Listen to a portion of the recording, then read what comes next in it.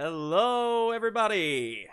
Good morning, and welcome to Zoa Stardust. This is a Ghostlight RPGs production. We are a community of theater artists and beyond, working to keep the lamp lit even when theaters go dark. We're telling stories. We are role playing. We're doing all kinds of fun stuff. So we're very happy that you're here with us. If this is your first Ghostlight RPGs show, we encourage you to hit the follow button. Help us out there. So yeah, my name is Justin. My pronouns are he, him. I am your game moderator for today or for this whole series, really. I'm very excited to be back in the GM seat. And I'm very excited for all of this. So before I go too crazy here, let's introduce the rest of the team. I am going to pass the energy to Emma directly above me. Hello, my name is Emma, she, her, and I will be playing the character Skipper, also she, her. And yeah, I'm really excited to be here today. A little fun fact about me is that I like cats, and I actually have one here on my lap right now, and his name is Lex. And I'm going to pass the ball to Darrington. Hey, my name is Darrington. He, him, his are my pronouns, and I'm playing the character of Tennison, also he, him, his. I think it's only fitting that a fun fact about me that I'll share is that this is my first role play experience. And so I am so excited to get to be a part of it. And those of you who are new to this, latch on to me and we are going to figure it out together. And I'll pass the energy over to Annie.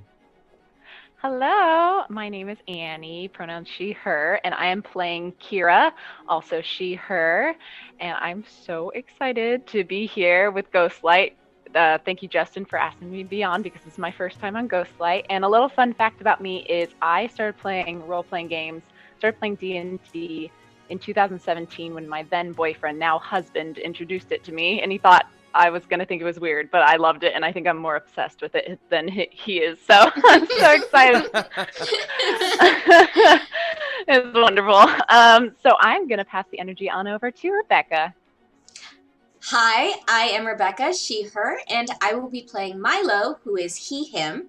And a fun fact about me, for anybody who might not know, I did the art for this and some other stuff here on Ghostlight, and I also do commissions. Pay me. Okay. I'm going to throw it to Brad now. Nameless plug. I am Brad, he, him. I will be playing both Chomper, he, him, and Flip, he, him. And my fun fact is you should also pay Rebecca. Yes. That's so good. I'll take it. I love it. Okay, that's everybody, right? Mm-hmm. Yes, Okay. sir. So I just realized some of our people are in a slightly different spot. I think just for the sake of my own sanity, I'm gonna cut away real quick. Just listen to the just for 1 minute, and then we'll come right back and continue. I just need to shift Bradley and Annie around real quick for my own sanity again. I'll be right back in like 1 minute, everybody. Okay.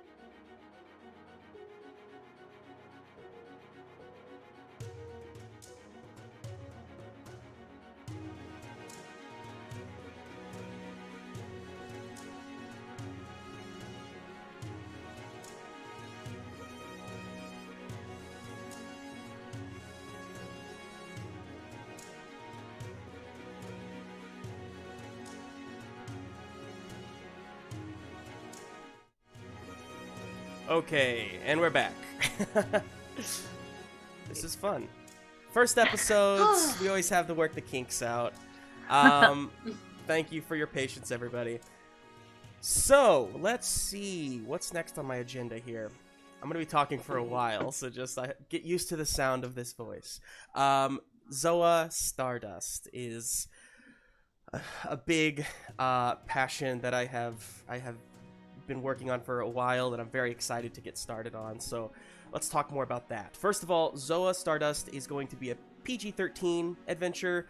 We utilize safety tools such as lines and veils. We have color cards. You might see us hold up different colors of things, and that's just for our safety and for yours. And we want to make sure that we remain comfortable, respectful of each other's boundaries, really. That being said, a few content warnings just in general. Language, nothing too strong, but definitely some cuss words here and there. Violence, nothing too graphic, but again, there's going to be fighting and probably some blood and things like that. Maybe some drugs. I don't know. We might get crazy. And maybe some... and there might be some adult situations, you know, I'm not entirely sure, but it'll be, you know, we'll be very respectful and we'll be classy about it. Nothing graphic is the idea. So if that's a concern for anybody, you have nothing to worry about there. Finally, well, not finally, but in this section, finally, I want to thank a few people that have been integral in getting this going. First of all, my brother, Josh Barron, helped me to develop the entirety of the world of Zoa, so big shout out to him. Thanks, Josh. Graham Ward for creating that stellar intro video. That is... Mwah. Thank you, Graham. I want to thank Deanna, my wife, my partner, and the entire Ghostlight team just for their support in all of this and letting me do this and letting me take the time to do this. And then two very special thank yous. Ted Bushman for composing the music that you're listening to right now, in addition to the intro video, in addition to much of the music, if not all of the music, that you'll be hearing over the next, the entirety of the series. There may be a few songs here and there that aren't by Ted, but the majority of them are, and they are fantastic. So definitely check out Ted's work. He's great. And finally, Rebecca Muñoz, our very own Milo. Rebecca has brought all of our characters to life with this fantastic character art that you're seeing. And here's the thing, this is just little tidbits. There are full body shots. Full body shots? There are, yeah, it's centerfold spreads of these characters. No, that's I'm gonna have to pay Rebecca. That's a different category. Yeah. That'll be commissioned later. But we will be kind of sharing those with you throughout the process too. So thank you, Rebecca. Fantastic. All right. So let's talk a little bit about what game we're playing here. I'll keep this brief. I tend to ramble on a lot, so I'm going to try to keep this all brief. But we are playing a game called Cortex Prime. This system was created by Cam Banks, and Cortex basically has players building dice pools. So, you know, you collect dice from different traits, and then you roll them together to see, you know, how well you stack up against opponents or obstacles or sometimes fate itself. The system allows a more narrative freedom for the players than some of the other options that, you know, we might have had. So basically, the result feels more like a collaborative story, and that's kind of really what I wanted to go for, as opposed to maybe trying to win a game or something like that. So two big important things about the system that you, as an audience, can help us with. The first thing, plot points. Plot points are sort of like a meta currency. It's out of game, but we as players spend plot points in many different ways, but basically to like enhance the story somehow, like really cool movie moments. Players can earn plot points in different ways, but one of the ways is that you as an audience member can use your channel points to gift a plot point to one of the players. And that's just something really cool that if you feel like doing that, it would be awesome. There's in the chat, the channel points description of that should have more details on how to do that. One of the other ways that you can help us out, or rather help the characters out, is assets. Assets are items, weapons, characters, other nouns that basically the players can use to benefit them somehow in a scene. So they are more difficult to acquire than plot points, and therefore they cost more channel points. But they are very helpful and only last for that scene in general. So again, you can gift an asset to a player, and I will say I have final say on what you're giving them. If you want to give them, like, you know, a cell phone or something, we're gonna have to maybe nudge that a bit and figure out a better way to do that, because it needs to stay in world. But anyway, have fun with it, go crazy with it, and you know, I'll tamp you back from there. So anyway, plot points, assets are both ways to spend channel points, in addition to a final way, and that is just helping us out by giving in this game they're called game moderated characters. Typically they're known as non-player characters, NPCs, but basically any of the characters that aren't the players, the 5 players. We would love for you to spend some channel points and highlight your, give us a name basically of a GMC that I can use somewhere down the road. So, yeah, hopefully you didn't spend all your channel points too early, but you'll get more the more you watch. So anyway, we hope that adds a little bit of fun for you as you're watching. And I don't know, we'll see how it goes. It's our first time with Ghostlight trying to do something like this with channel points that actually affects the story, so we'll see how it goes. Okay. I think, let's talk about Zoa.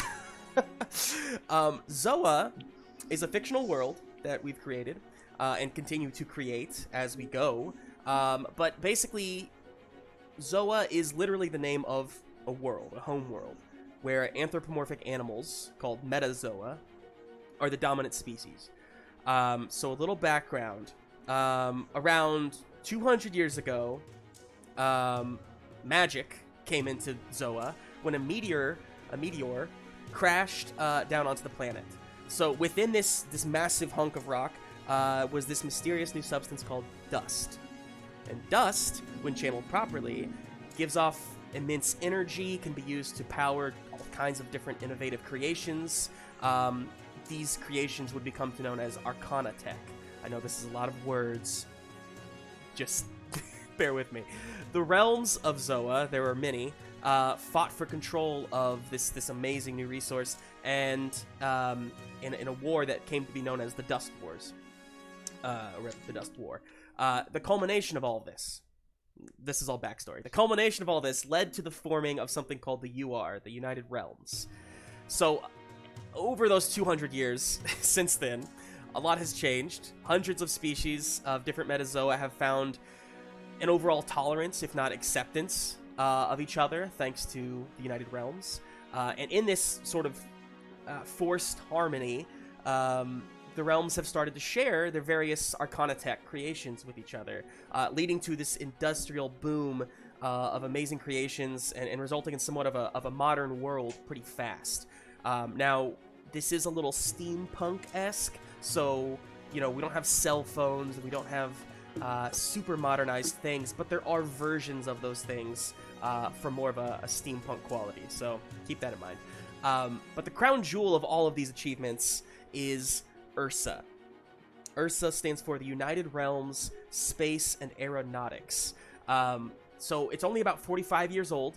URSA has established a good start in space travel, but there's so much left to discover out there. And that is where we come in. So, is all this stuff written somewhere? Yeah, Jeff Gross. I will write it somewhere. Yes, yeah, that's good. Yeah.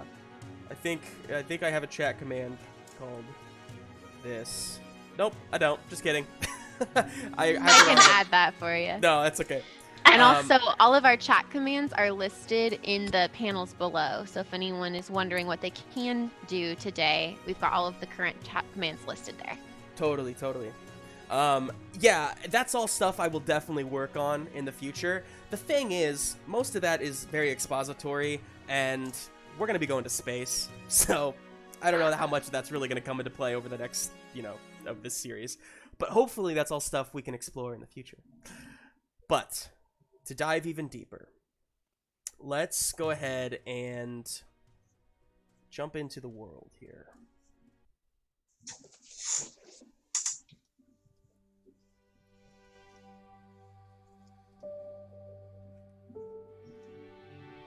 So,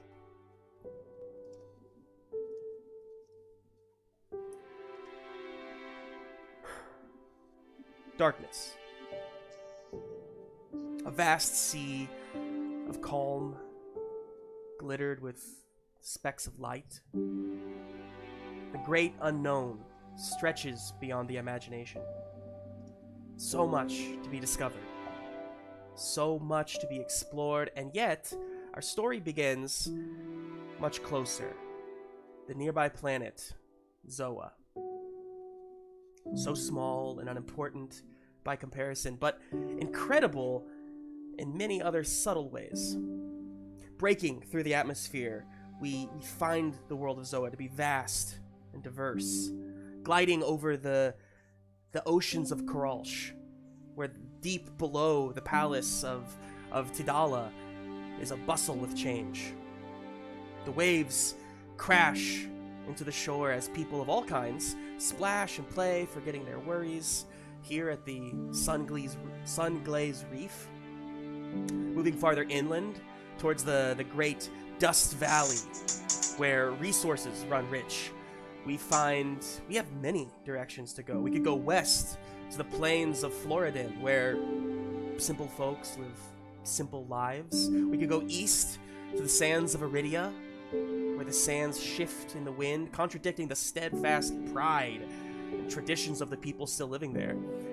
We could go to the south, to the jungles of Ishkapes, a haven of intellect and innovation, perhaps at the expense of the people feeding into it. Or we could go north to the snow-capped mountains of Dodencrest, a one-time kingdom of honor, now crumbled into a lawless territory of fear and survival.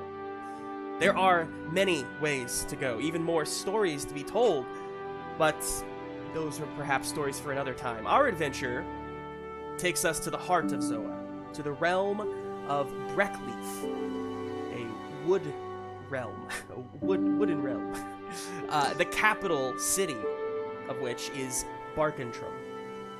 Barkentrum is a vast city in this forest region, housing an incredible amount of citizens, tourists, and all kinds of other people. Barkentrum is split into three districts. There's Top Town, among the canopy. There is Burrowburg, under the dirt floor. And then there's the village. And the village is this one-time home of the great Skybark, a tree the size of a city. But as everyone knows, the Skybark was destroyed when that meteorite hit it, somewhere about 200 years ago. So, now it is instead known as the Stump. The Stump... Lost my place. The Stump... There's a lot of words. The Stump became the home of the United Realms. Its campus is sprawling across the surface of this old tree. In recent years, URSA, the United Realms Space and Aeronautics Division, has made its home on the Stump as well. So, that is where our story begins, with a change of music.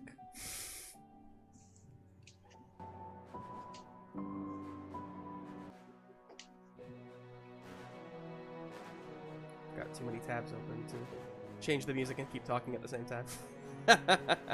Learning. Okay. Love it. Hello to our friends in the chat. Yes. Thanks for watching, Yes, everybody. Okay. Our story begins at the Ground Authority and Training Academy of URSA. Now, this has been a busy weekend for URSA because it's graduation weekend. And after 4 years of training, a new class of young adults aspire to become major officers. Yes, the stump has seen a lot of traffic this week, but at the moment, there isn't a soul to be found. Of course not, because everyone is in the arena, watching with bated breath as the senior class of minor officers are about to begin their final test. The arena is packed to the brim with Metazoa of every kind. On the field, 40 students stand in a line, awaiting their instructions. In front of them stand 2 massive walls of stacked copper cubes. The field itself changes regularly for different terrain-based exercises, but today, just simply covered in grass. Now, in that line of students, we do see a few individuals, and I would like these individuals to share a little bit more about themselves. Why don't we start with Tennison?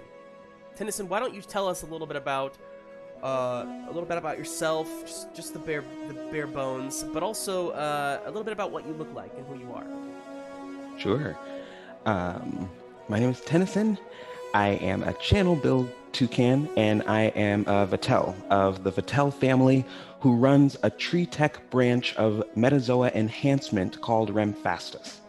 I am the youngest of 21 siblings, and almost all of us are in the family tech business. We're from Ishkapez, but I am the first person to even attempt to be a part of URSA in any capacity. I run a branch of specific Zoa enhancement tools, and I came to URSA as a way to expand my knowledge and hopefully learn a little bit more about the technology that can send us into space.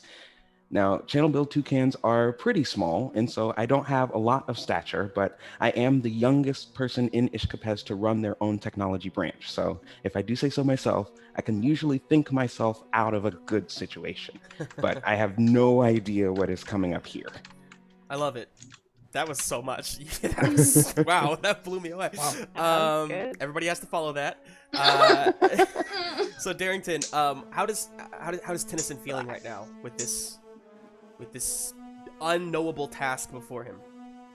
Tennison's entire life has been pressure to figure it out, pressure to invent something new, and it doesn't feel any different here.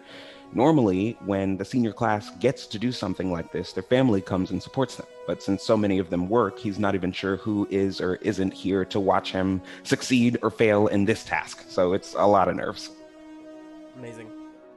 Not too far down the line from Tennison, we find the largest member of possibly the entire class, but definitely of our team today. So, Bradley, why don't you talk a little bit about Chomper? Oi, mates. My name is Chadwick Murray Niles. You can call me Chomper. I'm a hippo. I'm big. I'm not too bad. My little friend here on my shoulder. This is Flip. Say hi, Flip. Flip, flip, flip, flip, flip. Okay, I just said say hi. Just chill out. Flip is an oxpecker. I'm really excited to be here. I'm a little hungover. It was a lot. And yeah. Let's do this thing. Fantastic. So good. And I get you just kind of summed up how Chomper feels about being here. I love that. So let's move on then to a little farther down. We find on the opposite end of the spectrum, the smallest of the group. One of the smallest, at least, and that is Milo. Rebecca, you want to tell us a little bit about Milo? Yes, Milo is a fennec fox. He is standing at a tall 8 inches tall. He is very small. Yeah, that's how big they get. I didn't realize he was only 8. Yeah, him bitty. I mean, his ears make up for it, though. They're like satellite dishes. They are huge, and they're just constantly like just flickering everywhere. He's listening to everything that's going on around him. Milo is from Breckleaf. He was adopted by a couple of wolves, and they raised him. And one of them is in URSA, which is what inspired him to pursue this as a career. And so he is very psyched to be here right now. Like his entire life has been building up to this moment. So he's excited and terrified at the same time, and it's coming out somewhat manic. And so he's ready to get started. He's kind of chomping at the bit. Amazing. He is ready to go, and a little farther down the line, we find Kira. Annie, talk to us about Kira. Oh. All right. So Kira is a cheetah, and she is from Iridia. And her parents actually died when she was younger, fighting a war for the Queen of Iridia, basically supporting her in her vision for that place. So her two sisters actually followed in her parents' footsteps and became guards of the Royal Guard.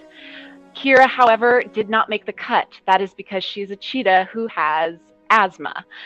Because of this, she was a lot weaker than the other cheetahs and other lions and different wildcats who live in Iridia, and she was sent to the Grand Archive, which is a place with a bunch of different history and books, and it is run by elephants. There she befriended a elephant named Patso, who kind of took her under his arm, and he kind of showed her what it was like to read and to learn, and how there was so much more beyond just, you know, being in the Royal Guard. Even though that was something that she was expected to do, he showed her that there was more to her than that. He's actually the reason she got into URSA. He signed her up and signed up for the application, and that's how she got started. She is a very kind and friend to all, but a little bit insecure.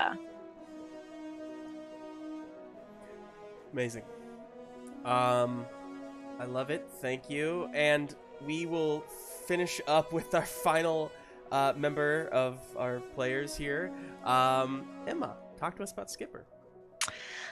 Skipper Ottington of the Sunglaze Reef Ottingtons. It loves to explore. She grew up in a resort by the sea, and has spent most of her life sailing and boating and exploring the reef and the beaches. And she is very excitable, very determined and focused. Sometimes her desire to explore and to play and to follow her gut can get her into a lot of trouble. So luckily she has friends like Kira and Milo and Chomper and Tennison to try and keep her from acting on her most basic Gryffindor tendencies. So she's pretty focused today, but underneath that focus is a burning desire to make it into space and explore the starry sea. Love it. Love it. Yes, these people do already know each other.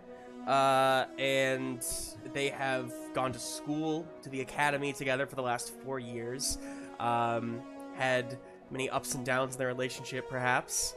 But regardless, it's all come to this final day, graduation day. Now, let me find my right page here again. So, you all feel how you feel about this, as these horns blare, and the crowd likes going wild, and you've witnessed this occasion from the stands many times, but it's finally your turn. It's finally your opportunity to become a major officer, an URSA major officer. So, there is the crowd cheer dies down a little bit, and you see your dean, Wilma Feathersby, walk out onto the stage, kind of strut her owl self out there, as she speaks to you all. Esteemed guests, It is our honor to have you all here today to witness the graduation of our 43rd class of minor officers. They have trained, they have studied, and today we will see what those 4 years of hard work has gained them. And she turns her gaze to you all below, looking down the line of students as her owl head just shifts, almost as if it has no bounds. And she says, students, up until today, you have been evaluated based on tenets we hold so dear. Leadership in any situation, protection of the innocent, skill with arcana technology, exploring the unknown, and striving for peace above all. Today, however, we will be evaluating you on one final quality: teamwork. You may be the best at any given quality, but unless you can succeed as a team, you will not make it far in the great beyond. Therefore, as a team, you must complete today's challenge. You've already been given your team assignments, and with each other, you must pass together through the final gate.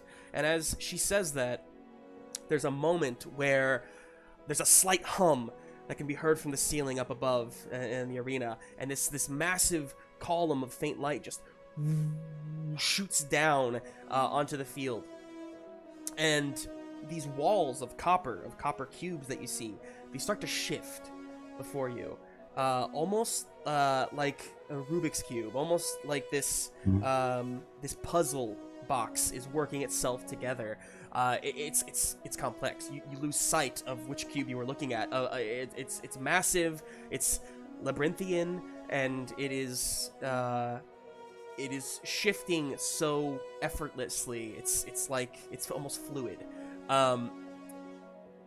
The top of this maze starts to close off to you, to the point where it looks less like a maze now and more just like a cave.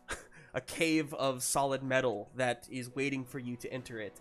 In fact, you see that there are 8 entrances, one directly in front of the 5 of you, but also one for the other 7 teams that are also hoping to make that final cut.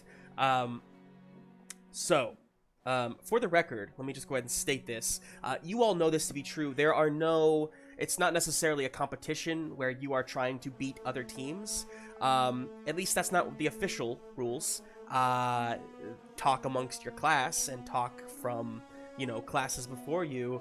It is true that the teams that finish first and maybe even second are typically given better quality assets, ships, things like that. Teams that finish last, honestly, tend to not even make it too far in the URSA program. A lot of times they end up dropping out just because they weren't necessarily given a good enough boost. So although you won't be necessarily cut from URSA today, there's a lot riding on this graduation test. So, looking down the line, you see all of your peers nervously, confidently waiting for that final horn blare to tell you to go. You hear the dean say, "Work together and make it through the final gate. You have 1 hour.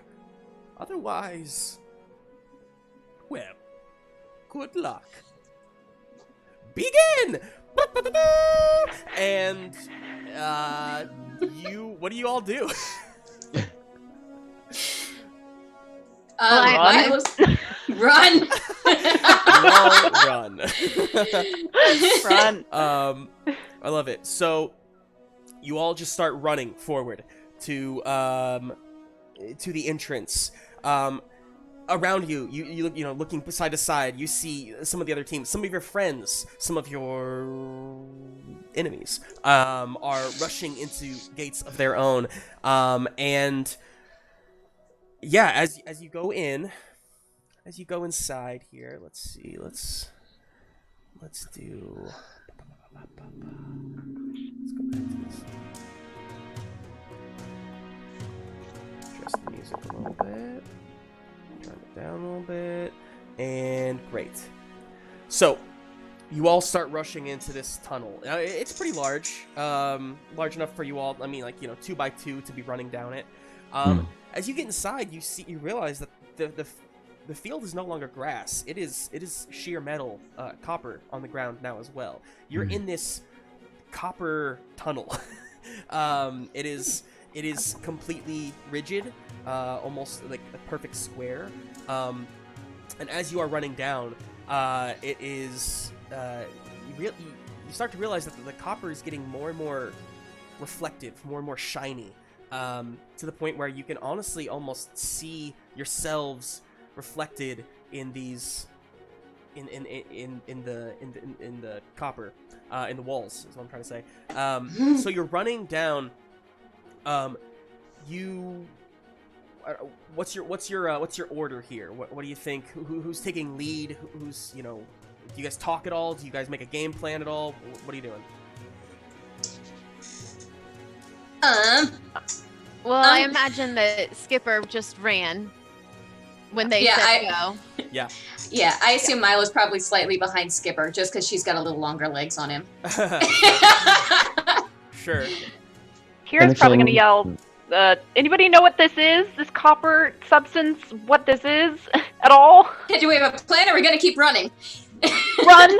Yeah, I guess keep running until we find something else. Tennison is definitely going to fly over and perch on the shoulder that Flip is not on of Chomper. Okay. Ah, there you go. Love it. Go ahead, Chomp. And I'm bringing up the rear. So Okay, great. So Skipper, you are just rushing forward, just adrenaline pumping through you, excitement at the unknown, at what's inside this cave, this tunnel. Skipper, you're rushing forward. There is a large fork in the road up ahead. There are actually 5 different tunnels, and no indication of which one leads anywhere. What do you do?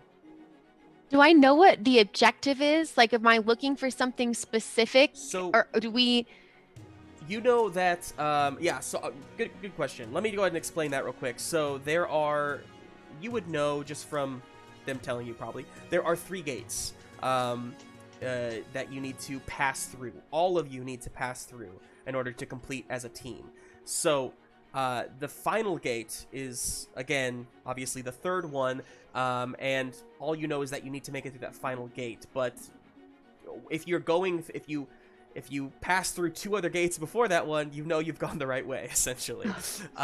So you're looking for some sort of a gate. You don't know what that could be or what it looks like necessarily, but you're looking for your first gate. All right, I want to try and use my senses to see if I can detect if there's any kind of indication of maybe like sensing that movement up ahead on one of these paths. Maybe the other people have gotten there first, or I just want to try to see what I can sense using my whiskers and my good perception. Sure. Great. Let's make the first dice pool of the game. So again, with this, everybody, how this works is there are a number of different trait sets that the players are kind of going through, and they pick one trait from each set, add them together, and basically that's what they roll, and then they'll add 2 of those dice together for the total. And if the total beats, you know, a certain number, in this case, I'll give you a difficulty of, we'll say, difficulty of 7 to try and beat here. Okay, so I'm adding up all the various die to my dice pool. Is it okay if I break it down a little bit, Justin? Please go ahead. All right. One of my skills is that I am an explorer, so I'm including my explorer die. I'm including my I'm gonna say my alertness die because that's what I'm trying to do.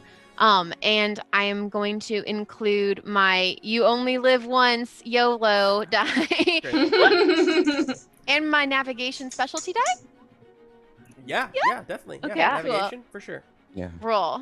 All right, give us a roll. All right, I got a total of 22. So remember, a add 3 2 together for the total. Okay, so my total then I'm gonna add.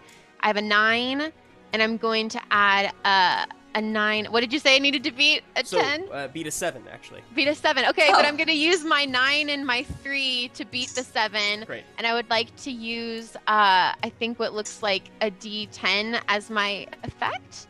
Am I doing it right? That's great. Yeah. So Okay. yeah. You have a D10 effect there. So Okay. great. Do you want to create an asset for yourself with this D10 effect, or would you rather just pass on that? Yes. Cool. Not saying no to an asset.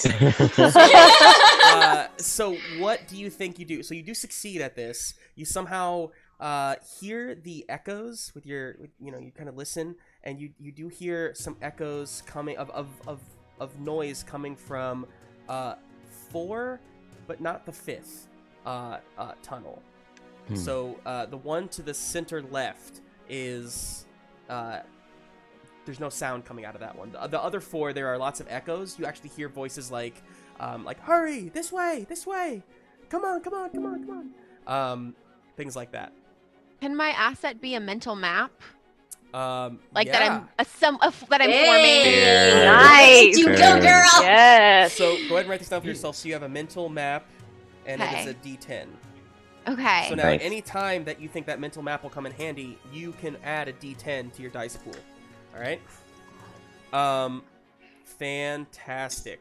So let's see. We've got you hear that. So which tunnel are you going down then? Skipper's going to stop in her tracks and talk over her shoulder to her friends and say, "It looks like the one slightly center of left. That's the one that doesn't have anybody going down it, correct?" Yeah. But the others all have voices coming from down them. Which do you think is the best one to choose? Well, let's take a second to think about what we know. We know that this is essentially one big race, but it can only be completed if we all go down the same gates together. Now, if we all travel as a big group, it's more likely that we'll pass through all of these gates together, but we could also go the wrong way. We also know this big copper thing can change. It's got to be more than just a race if it's going to be our final test. Things might be moving inside here, too. Oh, I hadn't thought about that. Oh, that's a good point. Smart thinking. Really true. Should we split up or should we stay together then? No, I think we should stay together. If we split up, then if only some of us cross the finish line, then what's the point? Mm-hmm. I agree. I think we need to stay together, and I think we need to figure out which one of these is going to be the best way. What's the one that you can't hear any voices down? Do you think That that'd one. be good? And she points to the one slightly left of center. Well, if nobody else is there, then that means we get to be the first ones to discover what is. Hey, I say we take it, you know? Let's give it I'm a okay shot. with that. Agreed. Let's do it. And Skipper zooms on down that tunnel. Great. And we had a good question in the chat too about communication devices. There are no communication devices, at least not for this test. Possibly there will be some in the future, but yeah. Students aren't allowed to use their cell phones during a test, you guys. Exactly. So great. Let's see. Okay, so sorry. You said you all go down that tunnel. Mhm. Yes. Mm-hmm. Great.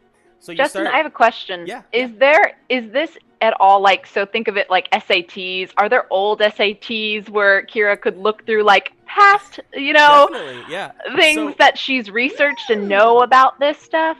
Yeah, I love that. So there have been 43 graduation ceremonies to date, and none of them have been exactly the same. So, but I love that, and so why don't you, if you want to make a little check here for me to see if you can ascertain maybe some of some of what you're going to be expecting on this, go ahead and Okay. build a dice pool. Just be quick about it. You don't have. What I'm saying is you don't have to explain it every time. It helps, I think, for the audience maybe to like learn like the different traits that everybody has. But we also don't want to have to like do it every time. It'll bog up a little bit of the. Okay. Then Playtime. I'm gonna use Curiosity Skilled the cat. I'm Okay. gonna use my intellect, and I'm going to use. Could I use a specialty of historian, or do I need to use one of the roles? Historian works definitely, Okay. and All right. you have to add a roll too. So add Okay. the fourth. So let's do. I don't know, explorer or. Sure. That works. Would Yep. that work? Yep. Okay.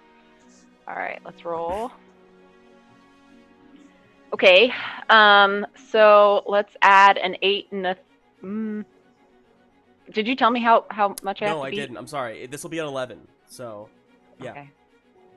Dang it. All right. Let's do the 8 and the 3, and the 6 will be my extra. Great. Dice, the D6. You don't want to make the D8, the other 3 you're rating, your effect die. Oh, that is it. It's a little better yeah. than 6, right? Yeah, let's do that. Cool, I cool. forgot. I was looking at the numbers that I rolled, not at the actual. Remember, yeah. for the effect die, Yes. it's just the size of the die that matters, not the value. Yes. Let's Cool. do that D8. Thank I you. love it. I love it. Cool. Let's see. You do. So that means you succeed. So do you have maybe? We'll give you an asset here. Maybe something like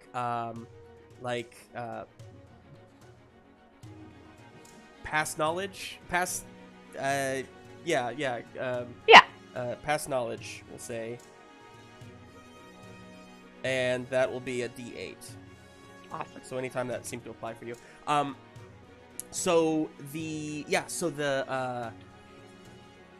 You spent the past 3 weeks digging through books, digging through history of what the past graduation tests have been, and you find that typically there's always 3 different like aspects to them.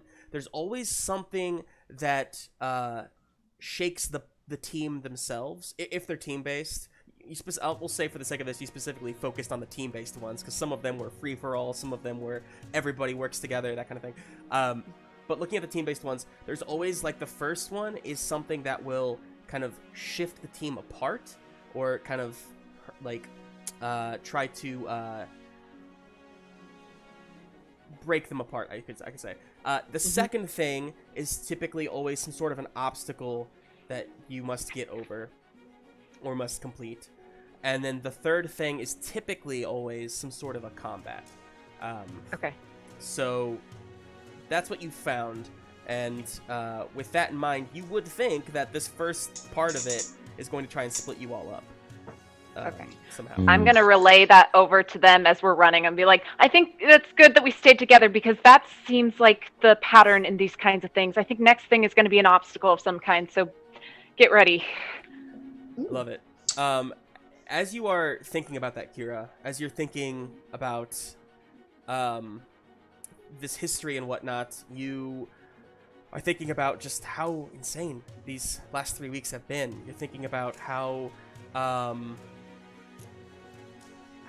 far you've come, and specifically where you came from.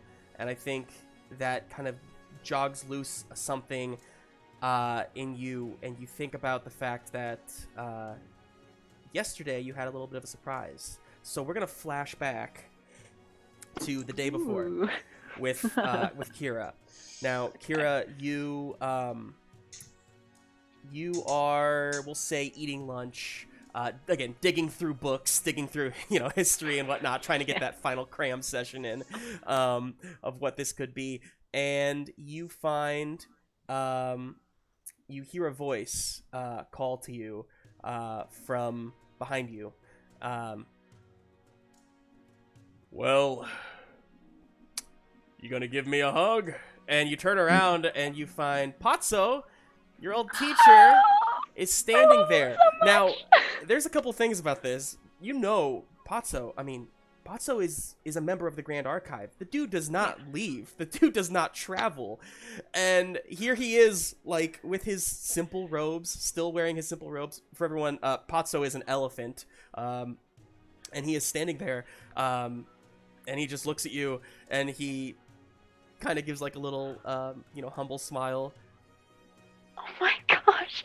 Oh my gosh, what are you doing here? She's running and she is jumping into his arms and giving him the biggest hug.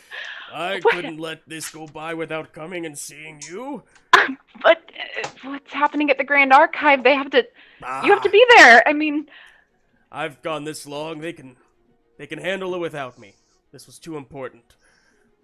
Can I join you? Yeah. Sit. Are you hungry? He sits and he says, "Oh, I'm very hungry. It's been a long. I haven't traveled since my youth, and I have to say, it's very tiring. It's very tiring. Anyway, please, yeah, let's. And so you sit down, you chat for a while, you eat for a while. Patso tells you about how his trip was, about how he went to. He came from Iridia, and he actually took the Streamline, which is the like an underground network of a train system that connects a lot of the realms. And so that was his first experience on the Streamline because he'd never traveled really much before. But you start talking a little bit about how things back in Iridia are, and he says, I'll tell you what, we really miss you at the archive. It just hasn't been the same without you running around. We're a lot slower without you. Well, I doubt that. You guys are fantastic at what you do. I'm sure you're holding on without me. But I miss it too. And he says, I forgot to mention, he's checking his pockets, his many pockets. Nope, that's not it. Oh, no, that's for later. And he sticks the lollipop in his mouth. And then he pops out a crumpled letter, and he says, I'm so sorry. That was... tries to flatten it a little bit. And then he hands it over to you, and it has your name on it. And he says, they were real sorry they couldn't make it. And you open the letter, or do you open the letter, I should ask? Yes, I do. Okay. You find that it is from your sisters. It clearly, it is written by your sister Zelly. I'm sorry, written by... Yeah, Zelly's the younger sister, right? Younger. Yeah, okay. It's clearly written by Zelly. But it's brief, but you read it real quick, and it just says, Our dearest Kira, we're so sorry we haven't written in a while. Been busy here at the palace. Please know we love you, and we miss you, and you are in our thoughts. Make us proud.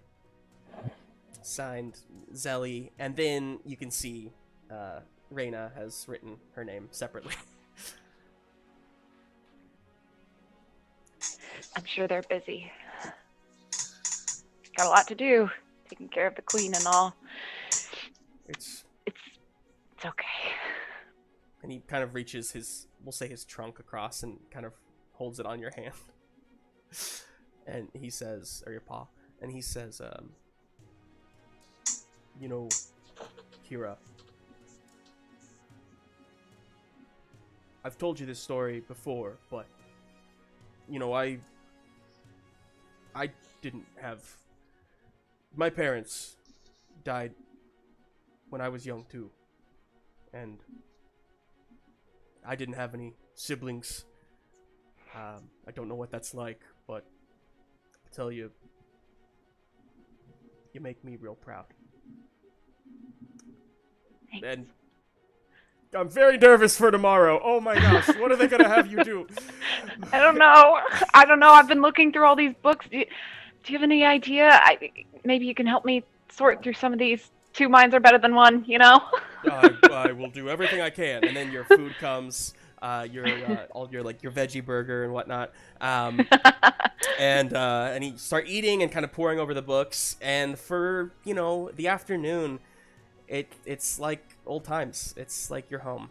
And we flash back to the present as you think about this. As you think that right now in the stands, Pozzo is out there cheering his horns off, his tusks off for you, just in excitement, and he's worried, and you want to make him proud. So you keep going as a team, and you eventually get to all right, you eventually get to a larger corridor. And in this corridor, you find there is as you get to the end of that tunnel, you pass through a very it's colored slightly differently. Around the edge of the doorway is this kind of hue that actually looks very similar to that faint light that was coming down from the ceiling. And as you pass through it, you feel like this slight hum, like, and you instinctively know that was the first gate. So you move into the this next chamber, and you see ahead of you is the room has opened up quite large, actually, so you can't even see the ceiling anymore. It's dark enough in here. There's a little bit of like just ambient light. You're not really honestly sure where it's coming from, some sort of a arcana technology effect maybe. But as you rush forward, we'll say Skipper, since you're in the lead. Skipper, you instinctively get to a point and then stop as there is a cliff that just has a sheer drop ahead of you, and you all kind of I think maybe Chomper has to like slam himself down a bit. And you all skid to a stop and kind of hold on to each other, and you see there is this vast 40-foot gap in the ground between here and over there. And looking around, I mean, there's nothing. That's it. What? Wait, so like by gap, do you mean like a pit or like a pit? You can't see the bottom. Wow. Is there anything on the other side, like a button or a lever or something? I won't make you waste a check on that. There's literally you don't see anything. Yeah. Did. Milo's just gonna turn to Tennison. Ideas? I mean, there's got to be something somewhere. I mean, I guess it would be pretty easy for me to get to the other side, but the point of this is for us all to. It's not one of those weird leap of faith things, is it? Where, you can't see, but you have to. I'm not going to test it, but I'm just saying. I'll test it. No. How about No. Tennison tests it, because he can actually fly if he starts falling. All right. Okay. Yeah. Oh, yeah, go ahead. No, please. Okay. Tennison dies. I mean, I know this is a race against time, and so unless nobody sees any other way, Tennison is going to go to the edge of the pit, stick one claw out, and attempt to let it land on something. Amazing. You stick your claw out, your talon, yeah, whatever. Yeah. I mean, nothing there. You kind of get it, and you kind of instinctively flutter back a little bit. There's no, at least at this moment, at this point of this large kind of chasm, there is no invisible bridge or anything like that. Chomper, you don't think you could jump that, do you? Out of curiosity. Not with all you on my back, no. And I fly a little bit below the cliff to see if there's anything on this side that we can't see? Sure. So yeah, flying down just below, like a little bit into the pit itself. Mm-hmm. Going down, it is sheer. It's again that sheer metal that is going down either way. You don't see anything. Feel free if you want to kind of make me just because of the abyss and whatnot. If you want to make me some sort of a roll to try and find something down here, I'll allow it. Yes, I definitely want to do that, especially because I can see down here and above. Yeah. Let me see. I'm gonna throw in one track mind. We'll do. Can I roll intellect for this, or should it really be more alertness? I'll buy either way. I'll put intellect in. Explorer. I'm gonna throw in flight as a primal power. Makes sense. And that should do it. Okay. I will say before you roll, or I haven't seen you roll yet, but before you roll, this one's gonna be a 15. Oh, I knew it was gonna be tough. Okay, rolling. Yeah. Damn it. All right. Now, a couple things. Number one, you rolled a 1, and this is a good opportunity to tell everyone that is called a hitch. What that means is I'm going to give you a plot point, Darrington, so you grab one, but also it's going to create a complication against you. Now, you can't use the 1. You could, however, use a plot point to, well, even if you added another die, you can't make it, can you? So I think even with what you have there, it's good. You're gonna fail. Yeah. Yeah. That's right. It's hard. This is a hard one. So, let's see. You dip down, flying down. The light only goes maybe 20 feet down or so, but you are determined. You have to do this. There's no failure. It's this or give up. I mean, so you go deeper. You go deeper into the darkness, and as you go deeper, you start to feel a bit sluggish. It's hard to describe, but you feel just something kind of slowing you down, and instinctively you think, "Oh, I've gone too far. Gotta go back up." And you start flapping your way back up, and it's hard. It's like thick. It's like this. You're not even sure. It's just thick air down here, and you're struggling to get yourself back up. You eventually pop your way back into the light a little bit. I am going to give you a complication, exhaustion, which is going to be, what was that? Sorry, it was a D. I think it's a D6. So go ahead and you're gonna have you're exhausted, which is a complication, which means any time that an enemy rolls against you, they are gonna get to add that D6 to their dice pool because you are tired. You didn't find anything down there. You come back up and I don't know what is going on down there, but it's nothing that we want to fall into. But I couldn't find a switch or a dial or anything. Does anybody have rope? Yeah, I don't think any of you have rope, but that's not to say you couldn't make some or something. And how wide across is this whole pit? Across? 40 feet. 40 feet? 40 feet? Approximately, yeah. Oh. How big is this room, like, width-wise? Okay, how big is the room? We'll say 40 feet. Keep it square. So there's no little ledge we could maybe scooch around the pit on? No. If no, we're very small? Milo's gonna... Because it's not like a rocky exterior or anything like that. It is sheer metal, like, just very geometric style.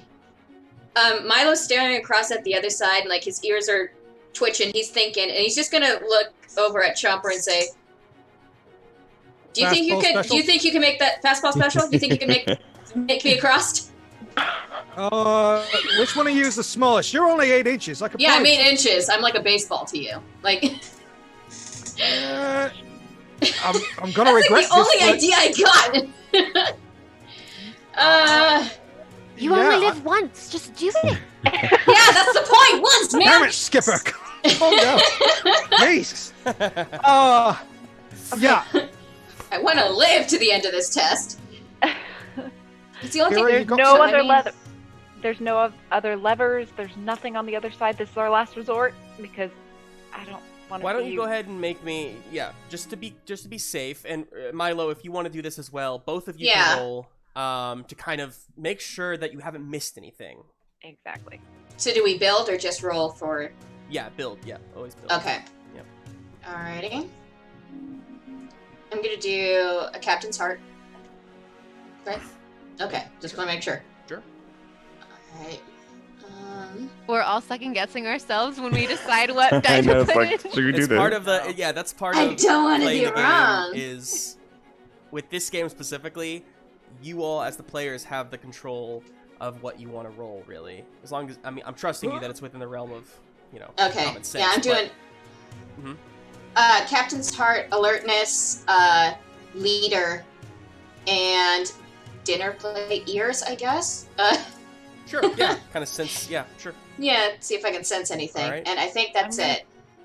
Yeah, I'm gonna throw in that past knowledge and Whoa, use it. thanks for all the subs, chat. Love you. Yeah, thank You you. guys are awesome.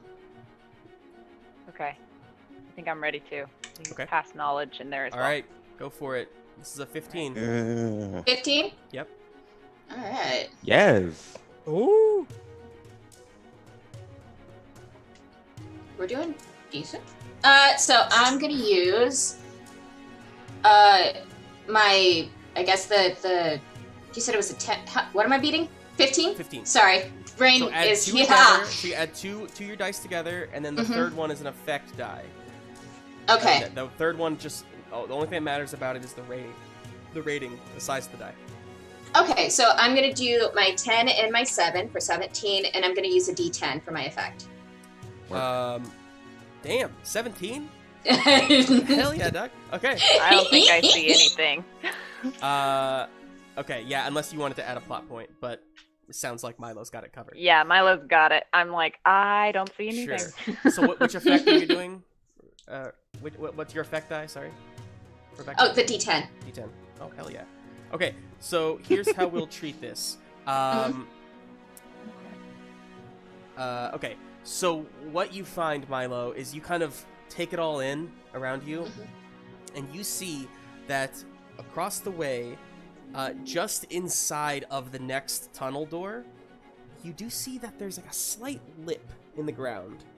Now, nothing about this stands out except for the fact that everything to this point has been smooth and completely like squared off, and here's like a slight step, and it doesn't.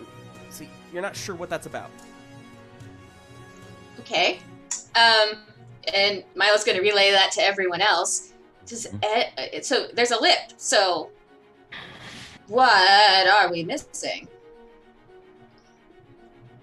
Ground button? Yeah, if everything this far has been smooth, maybe that's supposed to be smooth too. What if we fix it? How do we fix That's a good idea. What's And worst listen- gonna happen if you push it down? You're good at Don't fixing ask. things. Don't ask Well, that. that's fair. You shouldn't be asking that. Good call, Chomper. Hey, look at you using your noggin. That's pretty good. Yes. So what do you guys do? That seems logical to me. Let's Hey. toss ya. Yeah. All right. It's nice knowing y'all. Awesome. Go ahead, Emma. It's just Skipper's just going to say, "There's nothing you can't do if you put your mind to it." I think gravity would beg to differ, but let's go for it. All right, so Chomper, you're gonna throw Milo. Is that correct? Correct. Oh Fantastic. my. Because you're too tired to fly, right? Just checking. Like, you can't just fly across. I mean, I can run interference and try to catch her if something goes wrong. Let's do that! Here we go! All right. Chomper, why don't you make a roll for me? I'm gonna die. This is the roll of the day. Considering you know what? I will use Star Spangled Man with a plan. Yeah. Here's the thing. I will Yes. say you're extremely strong. And as I found out today, Milo is 8 inches tall. So I will make this. This is gonna be an 11 to beat. All right. It's challenging, Okay. but it's we can do not this. impossible. We can do this. Human catapult. You know what? I'm also going to use single-handed weapon because I'm Yeah. tossing you. I love it.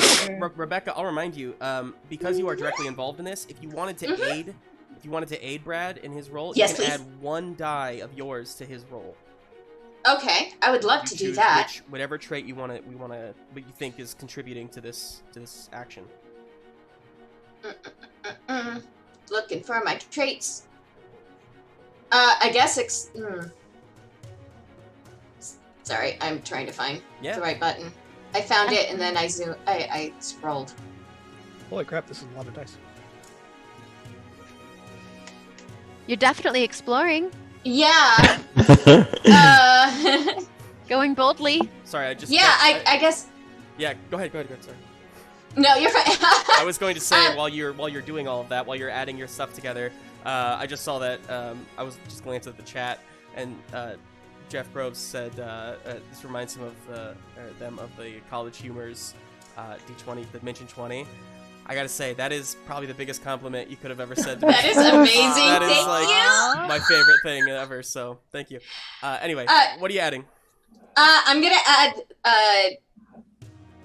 I guess I'm gonna add leader because this is a Yeah. leader decision. Okay. I am putting my life on the line to get my team across this frickin' chasm, Great. so we can get a nice ship. So what's the D? So What's the that's die? a D10. Great. D10. Yeah. So add a D10. Add Yeah, girl. a D10. That is a dice pool. There we go. Wow, that's a dice pool. Oh my god. No zeros. Oh my god. No Oh ones. my You god. rolled But this is the twos. This is the worst. Whoa. Wow. Okay. Chomper, if you kill me, I swear to God, I'm haunting you. You ready, Hey. Tennison? This Eh. has got a 1. So here's the thing. It's at 11. If you wanted to spend plot points, you could maybe get yourself to an 11. Yes. You have 3 plot points, so that would be adding 3 extra dice. Okay. Yeah. Let's add 3 plot points. Oh my god. What dice would those be? So I think you'd have to do the 3 and the 3 as your base, as your 2 regular total, and then Okay. add 3 of the 2s to get yourself up to a 12. Wow. Okay. You're gonna spend all your plot points. I'm gonna spend all my plot points. All right. Boop. Now's the time. Yeah. Um, Yeah. I approve. So Approved. fantastic, fantastic. Oh, good lord. So you you take Milo, and you just we'll say for the sake of it, you like do like a little spin around maybe, and then like shot put Milo across. Milo, you like fly, your ears are like fluttering back, and in this moment, Milo, you are just My life instantly just like your flashed. life is like and you think of something that that one of your moms told you yesterday as we flash back to yesterday when you were sitting in a park nearby. We'll just say, what do you think you're doing at the park? Probably just doing some stretches, exercises. Probably just limbering myself up to keep limber for the weekend for this test. Yeah. Great. And you are, you see coming up from behind you, you hear a voice, and you recognize it to be Vitell, your girlfriend. And she says, Milo, hey, just stretching, huh? Just getting ready? Yep, just want to stay in shape for this, you know. Yeah. Gotta be the best out there, impress everyone, maybe you. Yeah. You excited? No, it's been good. So like, What's wrong? no, can you stop that for a second? I just, so, we talked last night, right? About me possibly taking on like a leader track, right? Yeah. And like possibly striving to be like a captain. And Mhm. so there's, you know, it's I don't see how we can both be captains of ships together. I think we should probably break up. And in that moment, you hear two voices from the side. Milo! Milo! And you see your mom, Joe, is running up to you. Vitell, hi! Vitell, you're here! Lupe, I found them! Lupe, come here! And you see your other mom, Lupe, rushing over. Both of them are wolves, right? Your adopted moms. And, they rush into the scene. Vitell is, like, horrified at the moment, and she's kind of, like, trying to just, like, smile through it. What do you do, Milo? Milo is, he's kind of, honestly, just kind of standing there in shock, like, his brain is, like, slowly putting the pieces together of what exactly is happening. And, like, he just kind of, like, just turns to them, and he's like, hi, it's great to see you. And they both get on their side and they hug you tightly. You know, Lupe, your mom, is one of the teachers, right, at URSA, so she sees you quite frequently. But Joe, you haven't seen as much, especially in the last few months. And so she's like hugging you extra tight. And she says, "It's perfect. You're both here. Why don't we take you to lunch or something? Vitell, are you free?" And Vitell. She's got something else she's doing. Yeah, I gotta go. I gotta go. I'm sorry. I'm so sorry. I'm so sorry. And she just starts walking away awkwardly.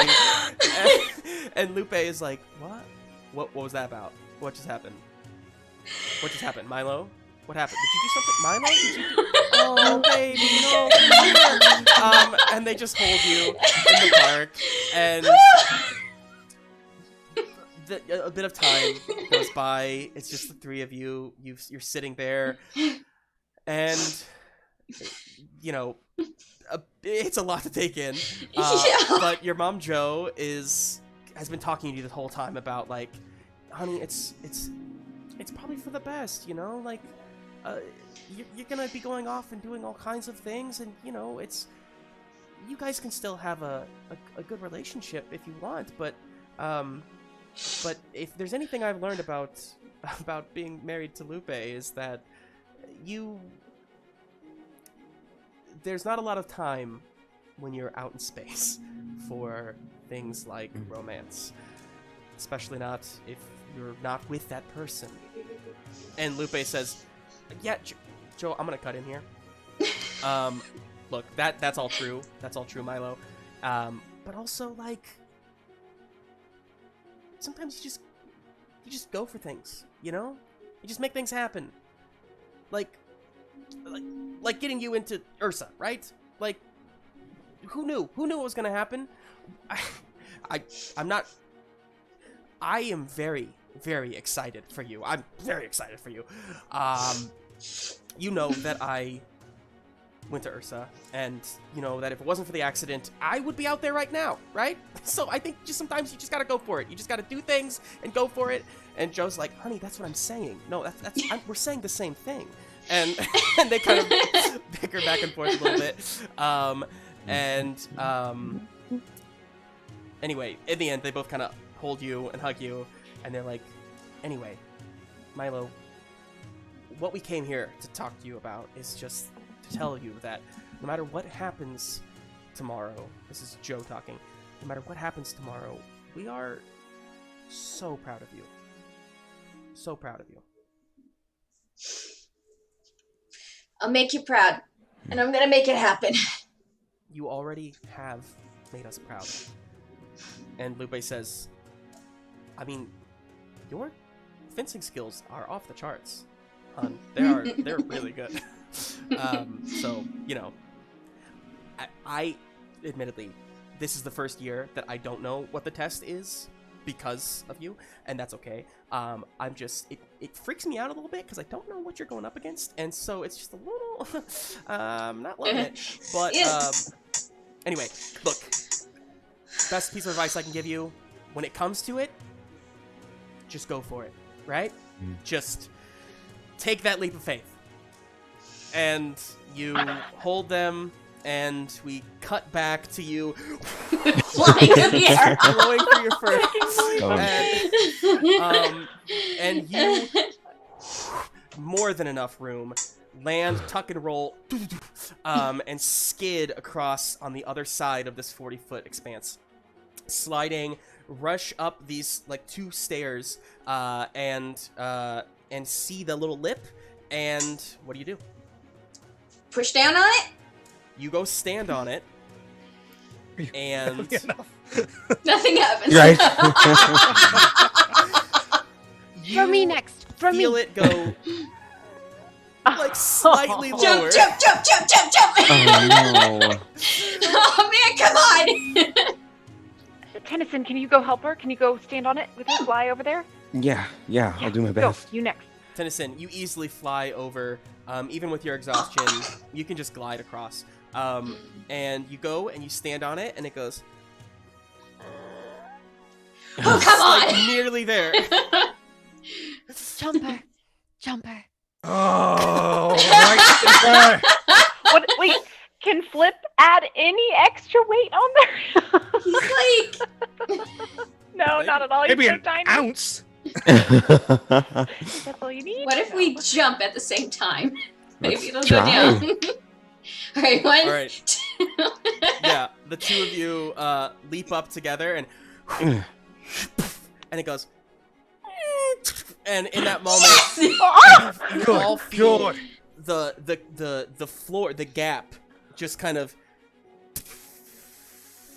starts closing. And Chomper, Kira, and Skipper, you are just moving closer to them as the floor itself is moving towards until there's no gap left. And you step Hey, across, look, our crew! and you rush over, and just there, just inside, is that gate, the second gate, and you have crossed through it. So genius. Good job. Thank God that worked. We get to you keep rushing down this corridor. Mm-hmm. I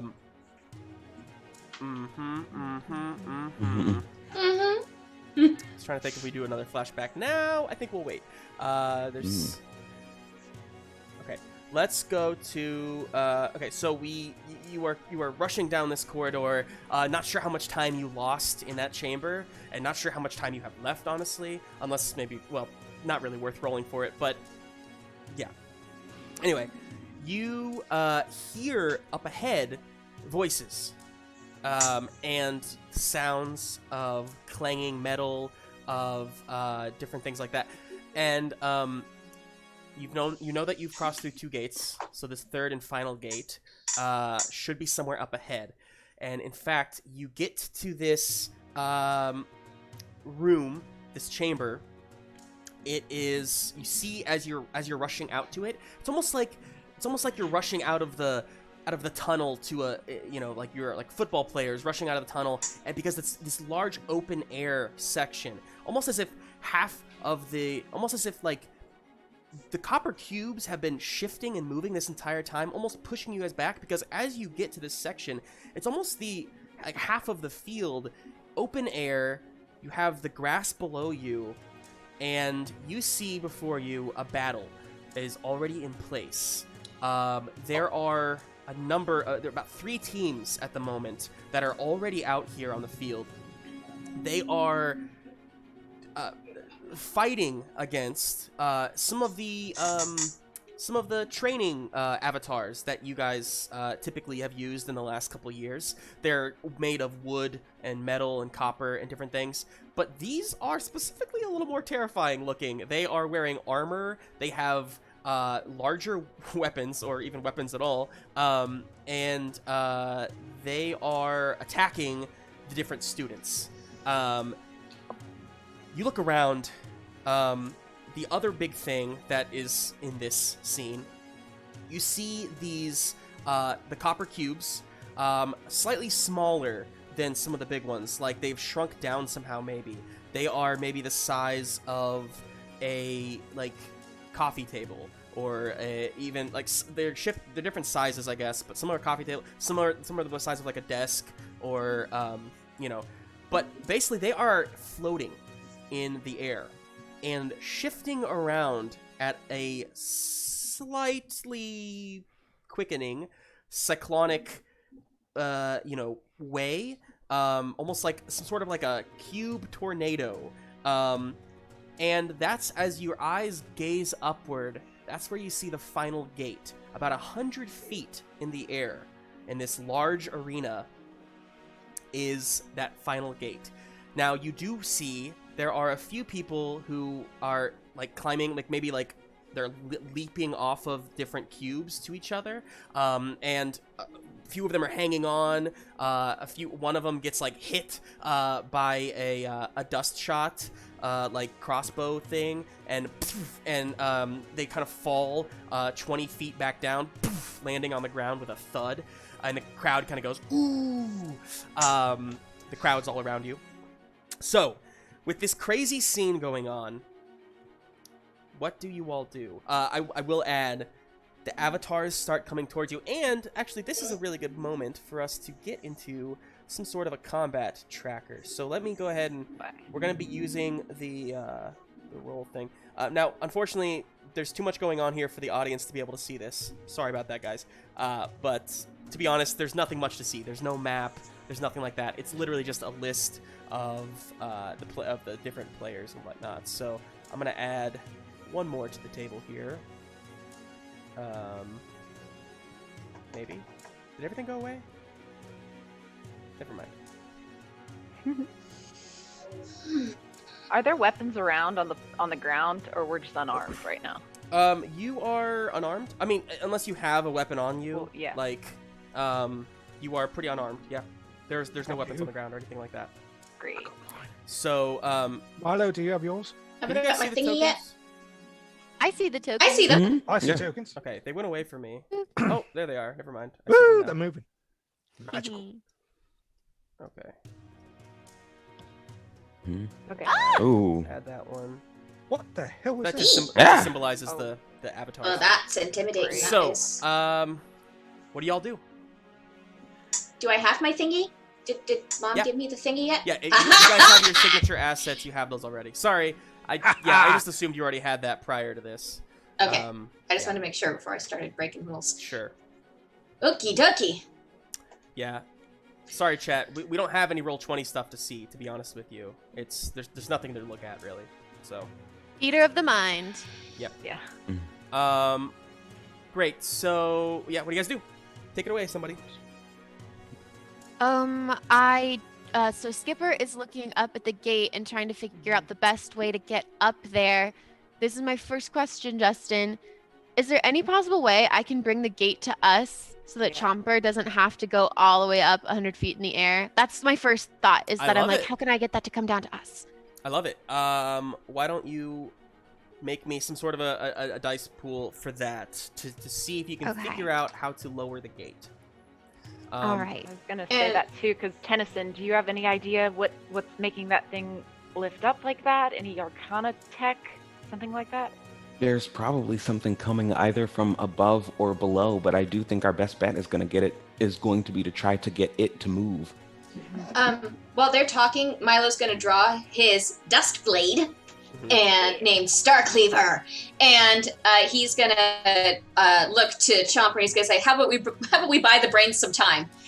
And he's gonna go on the defense in case any avatars get too close. Which is good because they are getting close. You see 3 of them have sprung up and are kind of lumbering their way towards you.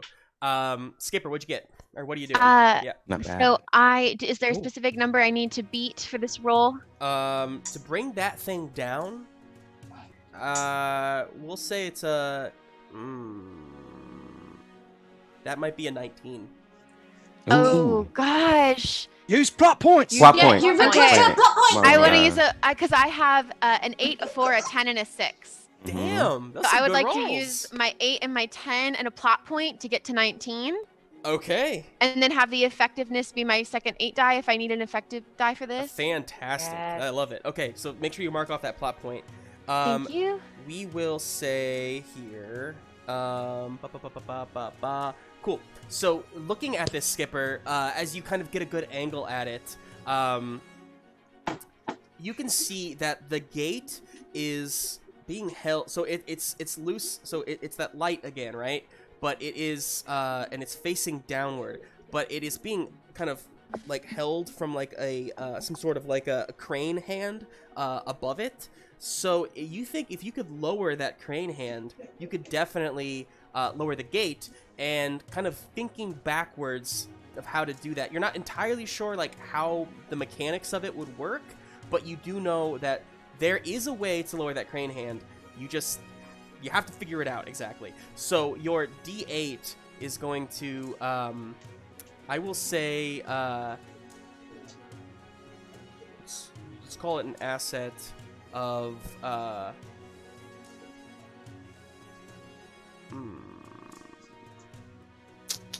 sorry, this is a hard There one. like Any ideas? Is there like a control room or something Yeah, like- that operates the crane? Can I figure?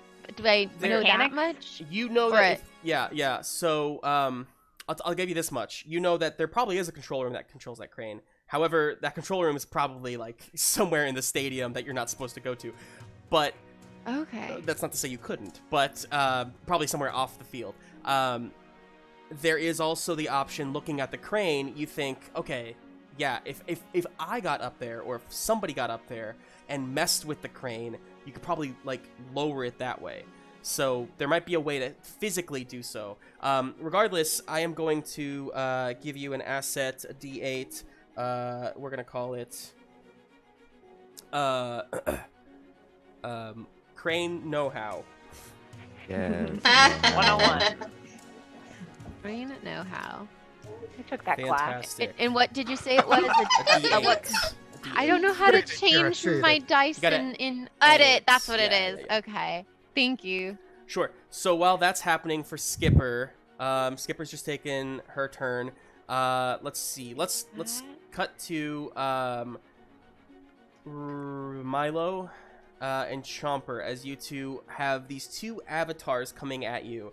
One is going to swing for you, Milo, with your dust blade.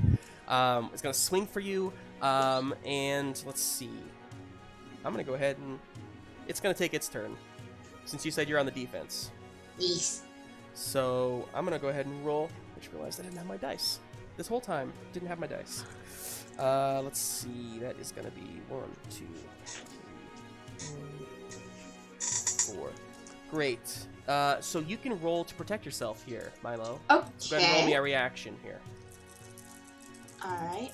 You don't need to talk me through it necessarily. You can just build it. Okay. Okay. And for the record, well, I'll wait until you're done. Okay. So, for the record, before I announce my total here, I did roll a 1, which is considered what's called an opportunity. So anybody is able to spend a plot point to seize that opportunity, basically, and then lower. You can either step up an asset that you have or lower a complication that you have. So if anybody wants to do that, now's the time. Okay. Tennison, lower your complication. I want to do that, but I didn't want to take it unless somebody else wanted to. Do it. No, That would be do very it. helpful. You were Skipper, I would say. Can I use a primal power and a signature asset, or just one? No, both. Yeah, you can do both. Go for it, Tennison. Okay. Yes. Okay. I'd love to step down All my right. exhaustion. I used. I don't have to walk You don't through have it. to tell me. Yeah, just okay. go for it. We're just roll. gonna roll. So, for the record, I have a. Oh no! I got an 11 Ooh, with a D8 effect. You have 2 1s. I got 2 1s. 2 1. Sure. Well, I will give you 2. Yeah, I'm gonna give you 2 plot points, and I'm gonna do a complication and step it up against that. So you get 2 plot points But you're also going to get a D8 complication here. But go ahead and give me your total. My total is 18. Sorry, so add the 2 dice together. Oh, God, sorry. Sorry. It's going to take some getting used to. I know, guys. It's okay. I can count. I guess that's an 11, an 8, and a 3. And then I'm going to use a D10 for... Okay. An 11 is going to actually match what I have. And I am just freaking out because I don't remember what ties do. I think you have to beat the number. I think a tie... So whoever's the attacker, which is me in this case, in order to defend yourself against that, you have to beat the attacker's number. So, do you want to spend a plot point to add another die to your roll? Yes, I would. I accidentally added some a complication before you gave me the complication. How do I take that off? You can just leave it for now. Don't worry about it. Okie dokie. So anyway. So yes, I'm going to use a plot point. Okay. And do I pick a die? What's that? Do I pick a dice number, or I'm trying to remember how to use the plot point. Yeah, Sorry. Yeah. If you want to spend a plot point to add a 3rd die to your total. Okay. Yeah. Someone just redeemed a plot point in the chat, FYI. Whoa! Oh, Thanks. Wow. Some key is giving a plot point to Milo. There are other fish in the sea. Yay! I love pity plot points. That's so good. Sweet. Thanks, Sunky. Amazing. Thank you, Sunky. And other fish on land, but we'll Yeah. get to that Hey. Yes. So I add in another D10. So you're at the So then basically you win the fight. You defend yourself. So basically this avatar swings down. How do you parry it or whatnot? Well, I used crowd pleaser, so with his dust blade, Milo, he grounds himself and surprisingly holds, it comes down and he holds the blade up and meets it and it crashes. He slides a little bit back, but it does not shake him. Sure. And so And for the record, he's small but mighty. Dust blades are sort of like lightsabers in the fact that they are made of energy. So there's no actual metal there. It's just a hilt. But it's not like lightsabers in the way that it can cut through anything. It's not like that necessarily. Anyway. I love that. So, and because you, let me think. There was a reason I was going to say something. My 2 ones. Sorry, because you got the 2 ones. Thank you. You are getting a complication though. So even though you did that, you are taken by surprise when this avatar has a 3rd arm shoot out of its side, not shoot, but just kind of form out of its side and just uppercut you. So you are going to be concussed with the D8. Okie dokie. Not concussed. Oh, it's awful. But you don't take any life points damage because you did succeed. So that's good. Who's going to go next? I'll go. I want to go check with Skipper and see if there's anything she figured out about this crane. Okay. Tennison, I have an idea. We need to get that crane to bring that gate down here because I don't think that any amount of blocks are going to get Chomper up there. You're right. Do you think that you could help me try to mess with that crane and lower the gate down so that we can just get our team to pass through while everyone else is fighting? That ought to be something I can try. So I want Tennison to fly on up, if he can, and get to a panel that he can remove and start fiddling with the tech inside the crane. Can I do that? Yeah, sure. Go for it. All right. And if you want, well, technically Skipper's already had her turn, so never mind. Oh, yeah, the aiding. Yeah. Can I give him a plot point or something as an aid? You can't give plot points to other people, unfortunately. Sorry. You can give assets to other people, but not plot points. I'm gonna do that. Can I give him my asset that you gave me of a crane know-how? You could, yeah. You have to spend a plot point to do it. I'll do that. I would take that. I'm gonna pass that. What is it, a D8? And in fact, what that will do actually is, I'll just say you make it, technically you make it open to the entire party. So anybody can now, if you spend that plot point, anybody can now use the crane knowledge as you overhear what Skipper is shouting to all of you about what the plan is with the crane. This is how cranes work, everyone. This is how they work. Wonderful. Milo's not going to know any of that. He's seeing stars right now. Okay, so I built my pool out of what I would use, and so I can add the crane know-how, You can, yes. and that is a A D8. 8. Okay. And this will be you're specifically trying to go up there and mess with the crane, right? Mm-hmm. To try and drop it somehow. Mm-hmm. Okay, it's gonna be a 15. Okay. I can do this. I can do this. I can do this. I can do this. You did? Yeah, you can do it. Yeah. Yay. Okay, I'm going to use my 9 and my 6. Can I spend a plot point to throw in the 3? Yeah. You don't even need to, but yeah. Wait, I have to match it or beat a 15? You can. So if you're the target, if you're the one actively doing it, then you can tie or beat. But if you are on the defensive, you're the reactor, then you have to beat. You can't tie. So because you're the one actively doing it, if you tie the 15, that's enough.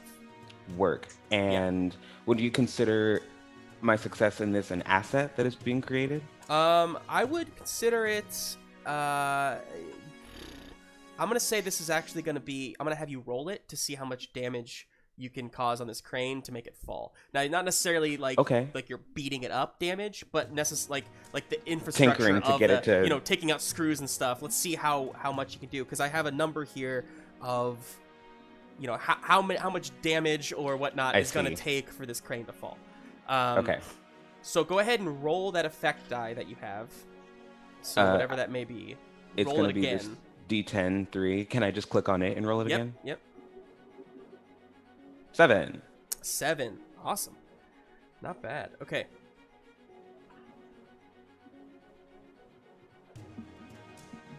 So, Tennison, you go up there.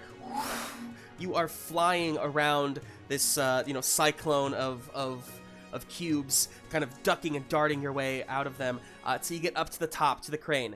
You could easily go through the gate, but you know that it's kind of... It's not the point. And so you get up to above it. You hear some of the crowd start kind of catching on to what you're doing, and like you hear a couple oohs and ahs. And thinking about that as you're kind of looking at this, thinking about the crowd, you do feel just a twinge of disappointment, because you remember that your father, your one family member, is not here. And you think about yesterday, and we flash back to the day before. Tennison, what do you think you're doing? I think that he is running drills with all of the different little mini boxes of Arcana tech he has, building something, taking it apart, building it, taking it apart, building it, taking it apart. Yeah. And as you're running these drills, maybe like in some sort of like a lab or something like that, they have here on the campus. You're doing this, and you see people walking. There's kind of like this large kind of glass, window in front of you as people walk down the hall, and you are distracted by a familiar face as you see Gruss, your once friend, now maybe something else, you're not sure, is walking down the hallway, kind of again strutting. He is also a bird. What kind of bird is Gruss? I forget. Oh, he's not a channel build. I think he is a toucan, but he's not the same exact species as different kind of toucan. Okay. Yeah. Well, he is walking and he is talking. His head is turned away from you, so he doesn't see you. But you can kind of tell he's maybe gesturing around the halls, like as if he's showing somebody around. And you see that he's talking to somebody you also recognize, but not from it's been a long time. You recognize his sister, Fela. And she is there, and she is taking all of this in and nodding and whatnot. You remember Phala back from when you all used to hang out as children. And Phala, who is looking at him, glances up and locks eyes with you. And she stops in her tracks. And you can see she's talking, but you can't, through the glass, really hear what she's saying. And at that point, Gruss turns around and looks at you. And you can't quite tell if it's like disappointment on his face, or rather just surprise. But he looks at you, and then he turns back, and they talk for a moment, and you're just kind of maybe going back to your work or something, like I didn't see anything. And the door opens, and in walks Phala, and she says, Tennison, Vitell, is that you? Hi, come hi, here. hey. And she rushes over to you, wraps her wings around you, and hugs you tightly. And pulls back. Gruss is at the door. He's inside the room, but he's just kind of standing there watching. And Phala says, Tennison, I haven't seen you in years. How are you? I know it's been a really long time. I gotta be honest, I am surprised to see you here. Oh, sure.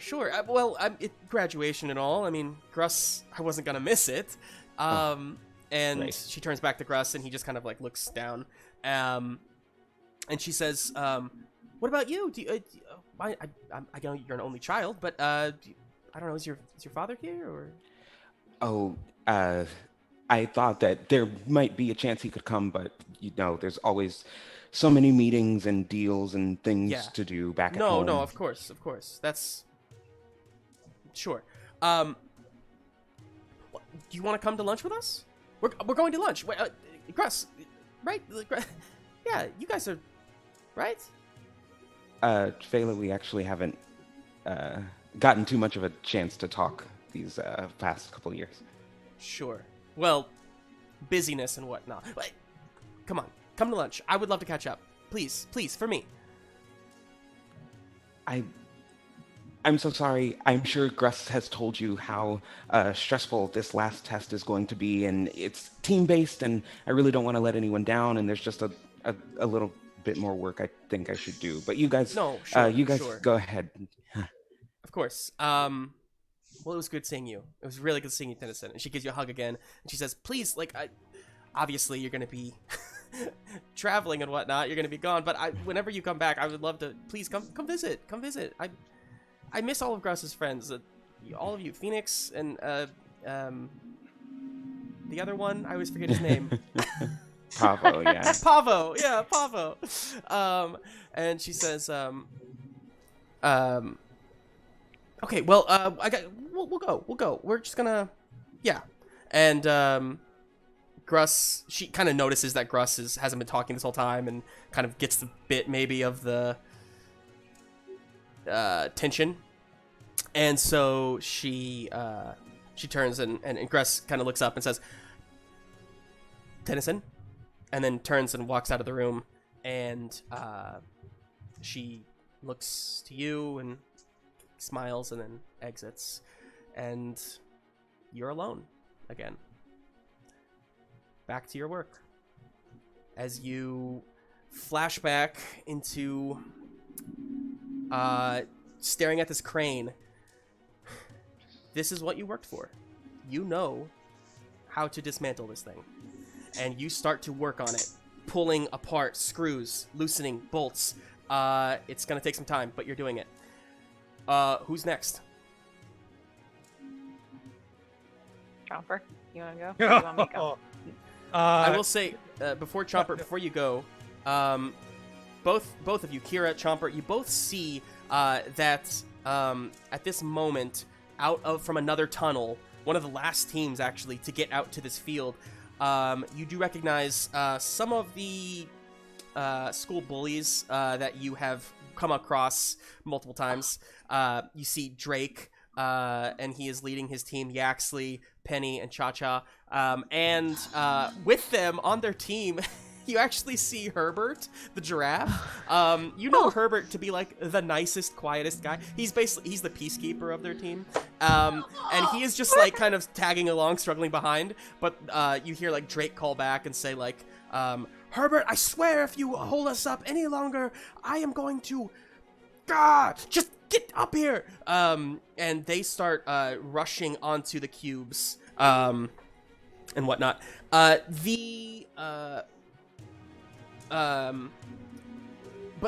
Looking over to them, you see that literally Drake and Yaxley shove Fred and Ted, two panda bears that you remember. They shove them off of two cubes to get on them themselves, and Fred and Ted kind of like tuck and roll and just kind of like lay in the grass for a moment.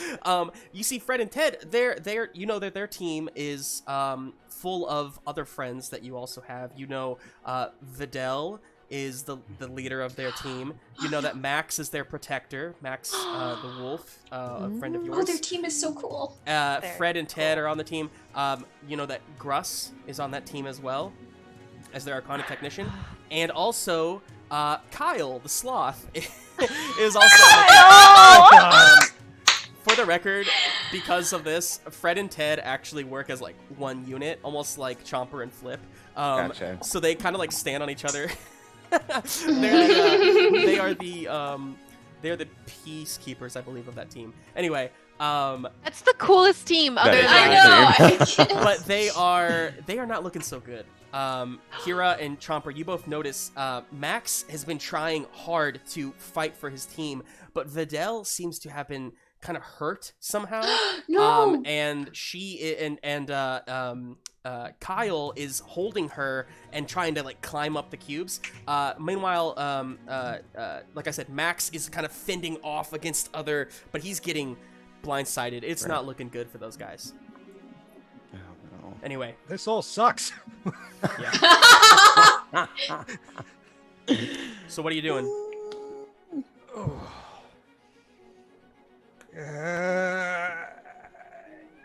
Do we still have one of the avatars in front of us? Because you said we had two. Yeah, coming I'm towards sorry. us. Yes, you have three actually coming towards you. Milo is handling one, but there are two others.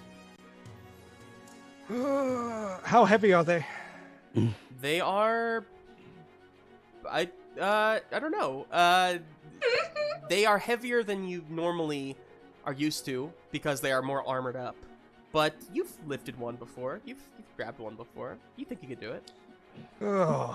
I'm gonna pick up one of these bastards and throw it at the bad guy team. Oh, at the bad guy team. At the bad guy team, yes. Okay. I thought you were gonna say We're the other. calling them now. Screw off. Yeah. Not at the let's giraffe. make- What's his name? Not at Herbert. Well, hopefully Herbert's in the back, so this will only hit Imagine Herbert with glasses and a bow tie. Kyle. Oh, Herbie. It's fantastic. For the sake of this, I'm gonna say, yeah, you know, I'm gonna roll against you because they're people and they should have a chance to defend themselves. But yeah, go ahead. And roll Chomper. Chomper, no chomping. No, we want Chomper chomping. I rolled Chomp, another chomp. one, so if anybody wants to spend a plot point to take an opportunity here, I know that Darrington, you did take that one, right? Yeah. So okay, you're down to a D4. D4, and I should have mentioned that because I forgot. The next time you roll, Darrington, go ahead and add that D4 to your roll, and then you get to get rid of the exhaustion. Great. Okay. Whenever it gets down to Milo? a D4, you just roll it and then get rid of it. And it goes. Milo, do you want it to get unconcussed, or does anybody Yeah. else want it? Oh, yeah, I It guess should that go would to be Milo. great. Yeah, I guess I Yeah. should unconcuss myself. Yeah. Dope. What do I gotta beat? Well, so you're actually the attacker on this one, so you announce your total first. Because they rolled against you.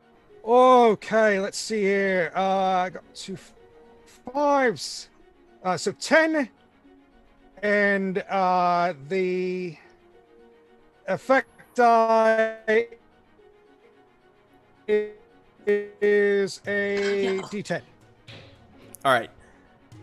The effect die is the D10. Got it. Tens all around. We just got two plot points, by the way. Chomper. Thanks, Kate. Yes! Thanks, Jeff. Hey! Uh, Okay. So you get 2 extra plot points there. Feel free to use them Yes! willingly. I'm gonna remind everybody playing. You only get only up to 4 plot points rolled over from session to session. So if you have more than 4, spend them. Spend them. So what's your total? It was 10 plus the D10 for effect, but Okay. now it is. I'm going to use both plot points, and it's a 17. Hell yeah. Well, it's good that you did that because I had a 14. So Yes! fantastic. Yes. And so what's your effect? D10? Yes, D10. Okay. And so mine is So- lower than yours. Mine's a D8, so it stays a D10. So go ahead and roll that D10 for me. And that's going to be your damage on these guys. 2. 2. No worries. It doesn't hurt them in the long run, but what it does is you swing it around. You know what? You describe to me what happens here. I pretty much spin it around as fast as I can and then bowl it towards them. So hopefully it's taken out an entire line besides Herbert Sure. Sure. of these dick weasels trying to Yeah. hurt our friends. So you and it just spirals. Drake is standing on top of Drake's a Komodo dragon, by the way, standing on top of one of these cubes, like one of the second ones up. As Yaxley is like struggling to get on top, and Cha-Cha and Penny are also up there. Herbert's still on the ground. But this thing, you smash it towards them, and Drake like turning around, and he's like, "Herbert, you better get your ass up!" Oh! And it smashes into that cube, which then kind of moves that cube off course a little bit, smashing into the other cube. All of them go tumbling. Like I said, it doesn't do a ton of damage to them, but you have knocked them off course hardcore. And Herbert just turns and looks at you, and like gulps really like big with his long neck.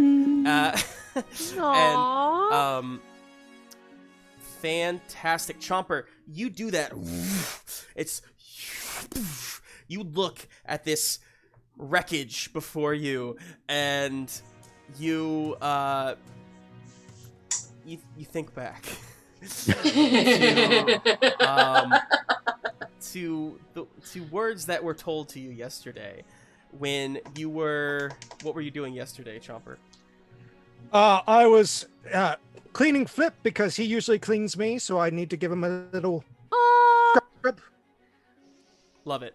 That's great. So you are cleaning Flip, and there's a knock on your door. This is your dorm room, we'll say. There's a knock on the door. Oi, come in! And the door opens, and in walks the hobbled old Marius Shelley, your old mentor, a tortoise, who now has a cane, and he walks in, and he says, come in. What, you can't open the door for me? You just tell someone to come in? Bradley, Oh no, I think, did Bradley you freeze? freeze? Oh no! Oh, Oh, wait, is Bradley, it come back! no, I Bradley- Okay, you're back. Maybe get out of the Google Meet if you need to, just for the I sake think so. of Hold on. lagging and whatnot. But I don't know. Did you hear all that, Bradley? You were scolding me about the bad stuff. I'm sorry. yeah. I should have answered the door. I'm a douche. And he says, that's no way to treat your old mentor. Now, come on. And he comes and he sits down on your bed, and he says, Flip, good to see you again. And he like pats Flip on the head, and he sets his cane down, and he says, now, I suppose you're wondering why I'm here. I was kind of hoping you would come, but Yeah, you're here, and I thought you had the water machines and everything. I do have water missions, of course, but this is more important. You are my prized pupil, and that is why I'm here to watch you succeed in your graduation ceremony. Now, I don't know if I've ever told you about my first graduation ceremony. It was quite a good one. You see, there were all these flying machines that were coming down at us, swooping down. Oh boy, it was a sight to behold. But Grizz at the time was, and he just rambles on for quite some time. Maybe like half an hour later, you're finished cleaning Flip, and he's finally done with the story, and he says, so that's why I'm here. Great. It's, Have you been keeping up your protein shakes? I have. As you can see, I've gotten even bigger. You have, and he pats your belly. I've been trying to bulk up a bit in the upper body section too, but yeah, I'm a little on the jiggly side. No, don't you misunderstand. Use it to your advantage. Oh, it's very good. He says, size matters much. And then he says, Thank you for that. and then he says, remember what I always taught you? You throw things hard. Lift things, heavy things. If you need to, always just use your strength against your enemies. That is very true, Commander. That's very true. And he says, okay, well, that's all I came to tell you. Sir, can I just ask, has there been any development on finding what happened to my parents? Oh. I've been here, so I haven't been able to... No, there's still an ongoing investigation, Chomper. Oh, Chadwick, I'm very sorry about that. Thank you, sir. I mean, to die at a competitive eating contest being poisoned, that's just awful. It's the worst way to go, as they say. Well, I mean, fire, but sure. Oh, Yes. sure, fire. Yes. That makes sense to me. No, Chadwick, and he puts his hand on your shoulder there.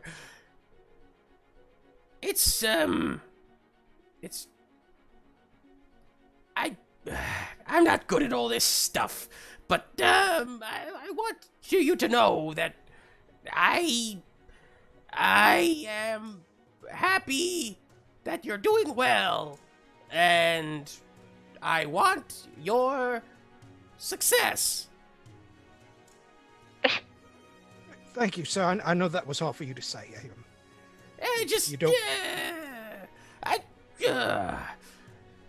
Chadwick, I know you think of me as a very cool older brother, but sometimes I think of you as a son, and so anyway, like a son who's really close in age, that kind of thing. So anyway, I just want to say, don't make a fool of me out there. Flip. Yeah, Flip. He says I will, but still, shut up, Flip. Calm down. Okay, well, that's all. I didn't, sorry to interrupt your, cleaning. And he starts to hobble out. Sir, you're the closest thing I have to family besides Flip right now, and I just want to say, I love that you came. Thank you, sir. And I love that you are bigger than you were before. Bye. And he starts hobbling out. And he says, do good. and then he walks out.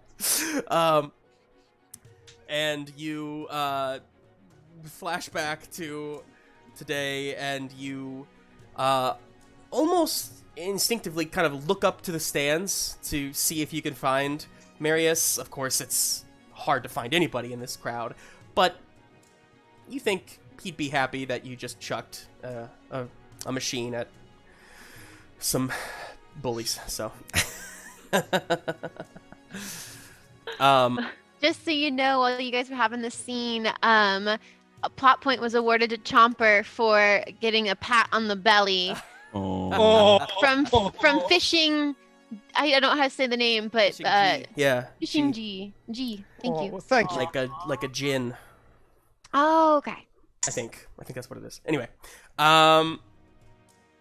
okay. So you throw that has happened. Who's the last turn here? Kira? Okay, I'm gonna go help Milo up. Yeah. And just. Okay, you good? Yeah. I don't know what's going on, but I feel like we have to help the others. I feel like it's a teamwork thing. I feel like we all have to make it or nobody makes it. I don't know why. I just have this feeling. Do you want to go help Vitell? Is that her name, right? She looks hurt. Yeah, Vitell. I'm gonna go help them. Just buy some time for Tennison up there. That's all we can do right now. Okay, you good? Yeah, I'm good. Great. Milo, you're gonna be a great leader. And then she's gonna go running. And she's going to try to run up and help Max out. And probably try to disarm one of the what are they? The avatars? Avatar? Yeah.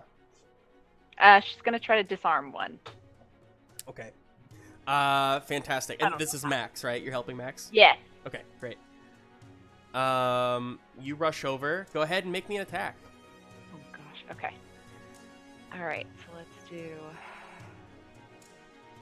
tough as nails. Let's do. So it'd be agility kind of thing. Let's do. Could I use a peacekeeper because she's helping out with other teams, even though they're not her? Totally. While she fights, peacekeeper. And let's do. Would sure-footed help? Would that be a? You tell me, man.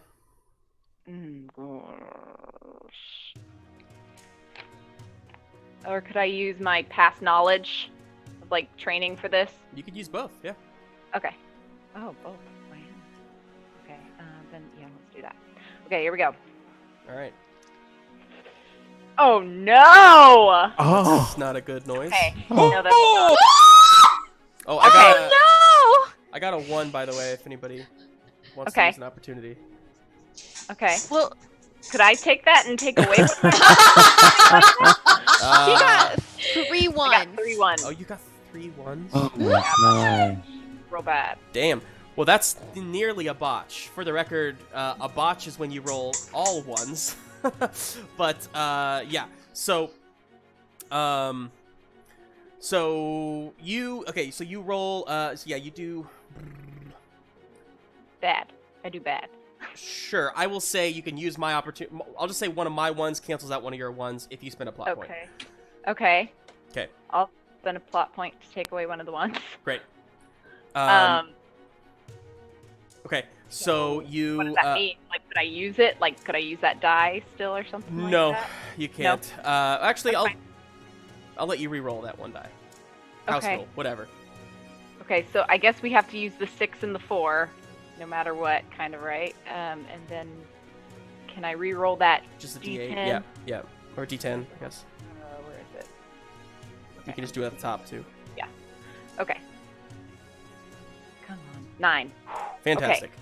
All right. Nice. So that was a So a 9, a 6, and a 4 is what you have. yes. Okay. And I forget what the 6 and the 4, what kind of, I think it was a D8 and a D6. Sure. Okay, and then this is a D10. Yep. Okay, so what do I have to beat? You need to beat a... Well, again, you're the attacker, so I can't... Well, I'll tell you anyway. It's fine. You have to beat... it's an 11, so... Okay. 11 okay. with a D10 effect. Yep. Okay, so let's do the 9 and the 4 together and use the D8 as the... Fantastic. You swoop in. You ting, or you don't have a sword. What do you do? I'm trying to disarm, yeah. Okay. So I'm gonna try to swoop in and disarm and then use that, whatever it is, against him, yeah.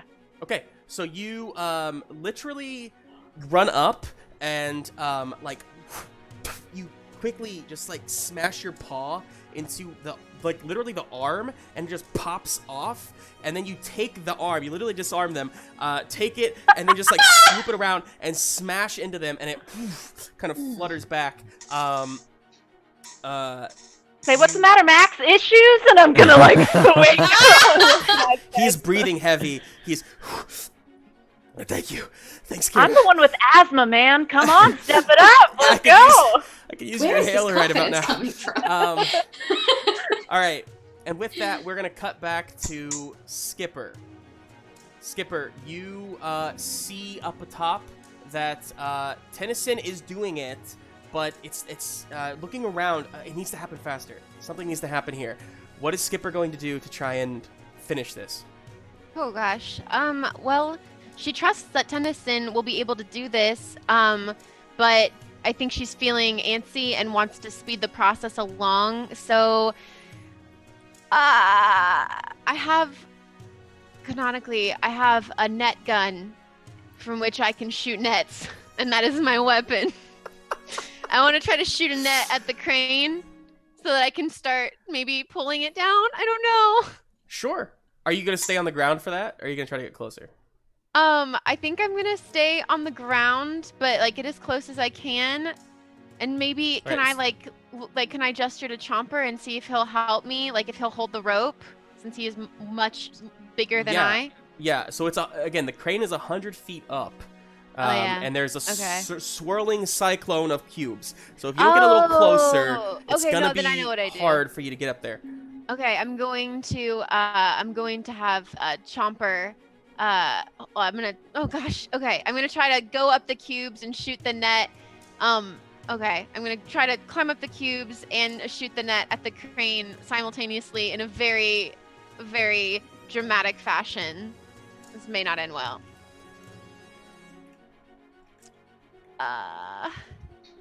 And she will say, as she's doing this, she'll say, "Oh, Chomper, Chomper, Yeah, mate. Get ready to catch." Catch what? she's gone before. Okay. So yeah, go ahead and build me a dice pool real quick. Okay, I'm going to do this real quick. I'm using. I don't need. I know I don't need to say it out loud, but I'm okay. This is. We'll say you have to beat an 11 on this one. Okay. All right. I think I've added everything I can add.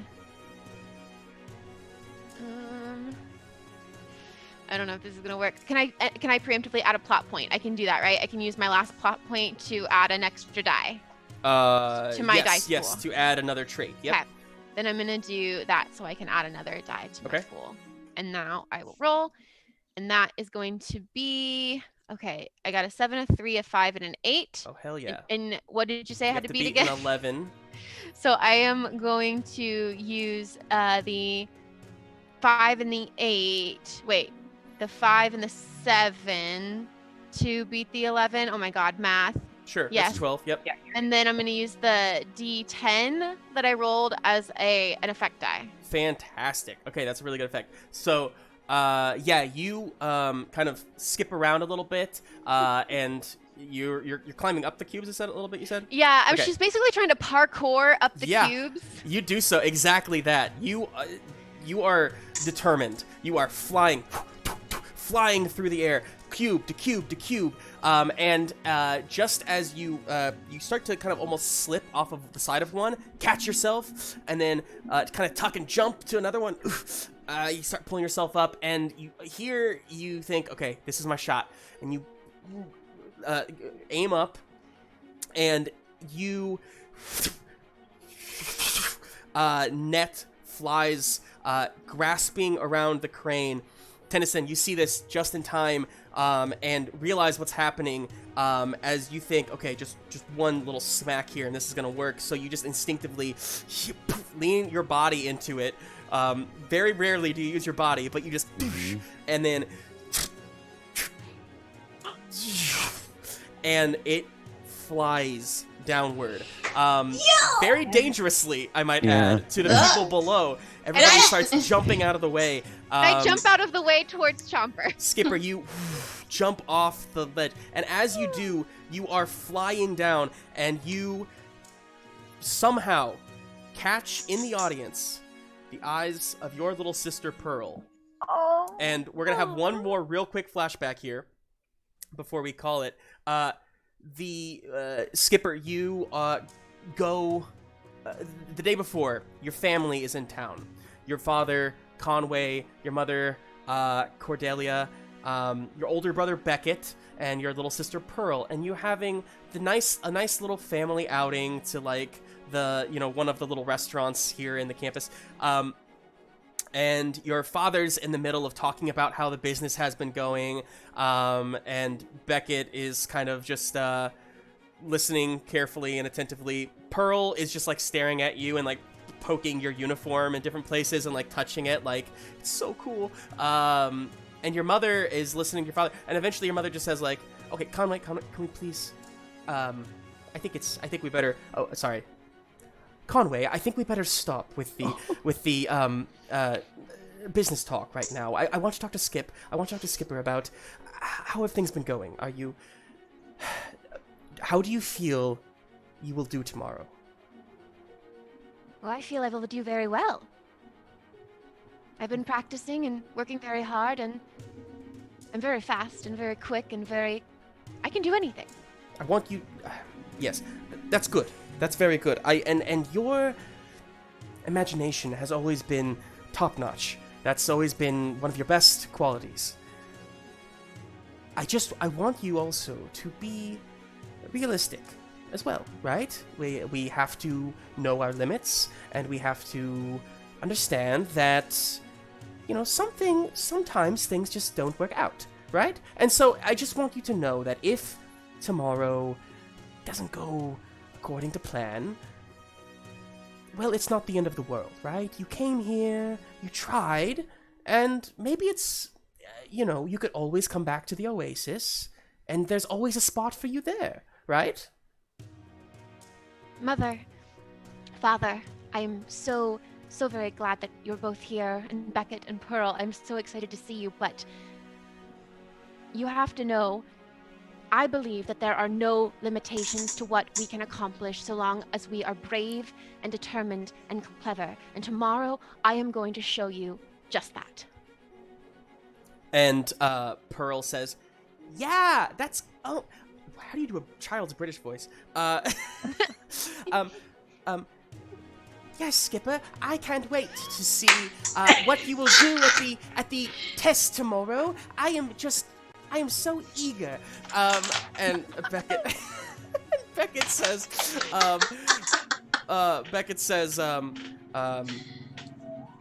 yes, Skipper, we know you will do well. That's never been a concern. I myself am just a little worried. Space is very dangerous, Skip. Are you sure this is the path you want to So take? is the ocean, if you don't know what you're doing. I suppose It's just another sea. that's true. Well, I will support you no matter what you do. Please know that. And your father has been silent this whole time, and he says, Skipper, your mother and I, all of us really, we are happy for you. I hope you know that much. Regardless of what happens, we are...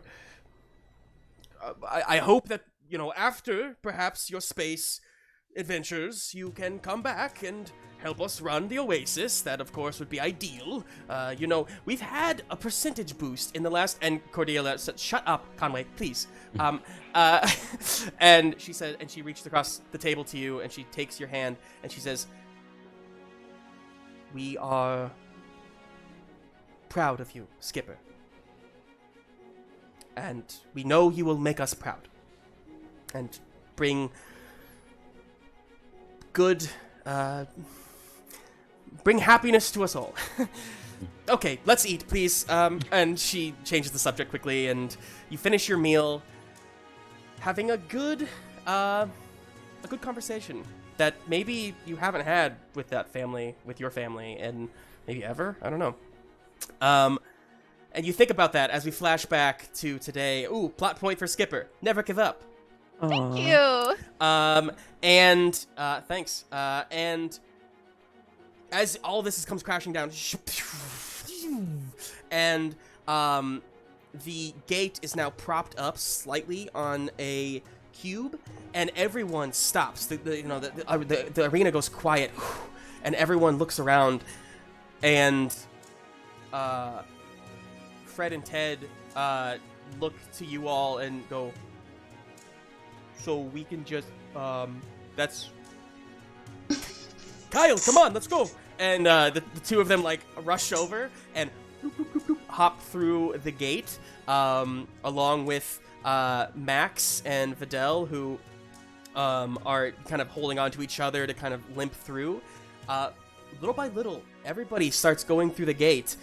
Because of you guys, where you were positioned, all of you are actually kind of scattered across the place, and you are the last people through the gate. Dang it! Did Chomper catch me? It's okay. Chomper caught you, Okay. for sure. But as you go through the gate, the horns blare, and the crowd cheers wildly as the final test has come to an end, and you await the results of your graduation day.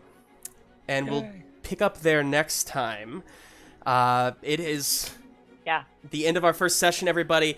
Oh man, apologies for going later. I'm gonna try to wrap up quickly here. I know a lot of people have things to do and whatnot. Typically, we try to only go 2 hours for the record, but this was a big one. Lots of exposition up front, but boy oh boy, I am pumped to see what happens next. I am very excited to have you all playing with us. Thank you to everybody in the chat for hanging out with us, for joining us in this adventure. I hope you'll come back next Sunday to catch Chapter 2, and every Sunday from then on. Another plot point for Milo. Fantastic. For having favorite quotes. Fantastic. So, stick around for a raid. It'll take me just a few minutes to get myself situated to get that raid going, but we encourage you to hang around for that and support another channel. But yeah, hopefully we'll see you back here next Sunday. And also, if you haven't checked out The Contraband on Friday evenings, that is our other show that is currently just started, so you're not too late to jump on that train as well. Very good stuff. So thank you all very much. We love you, and we will see you for Chapter 2 next week. Thanks, everybody. Bye. Bye. Bye.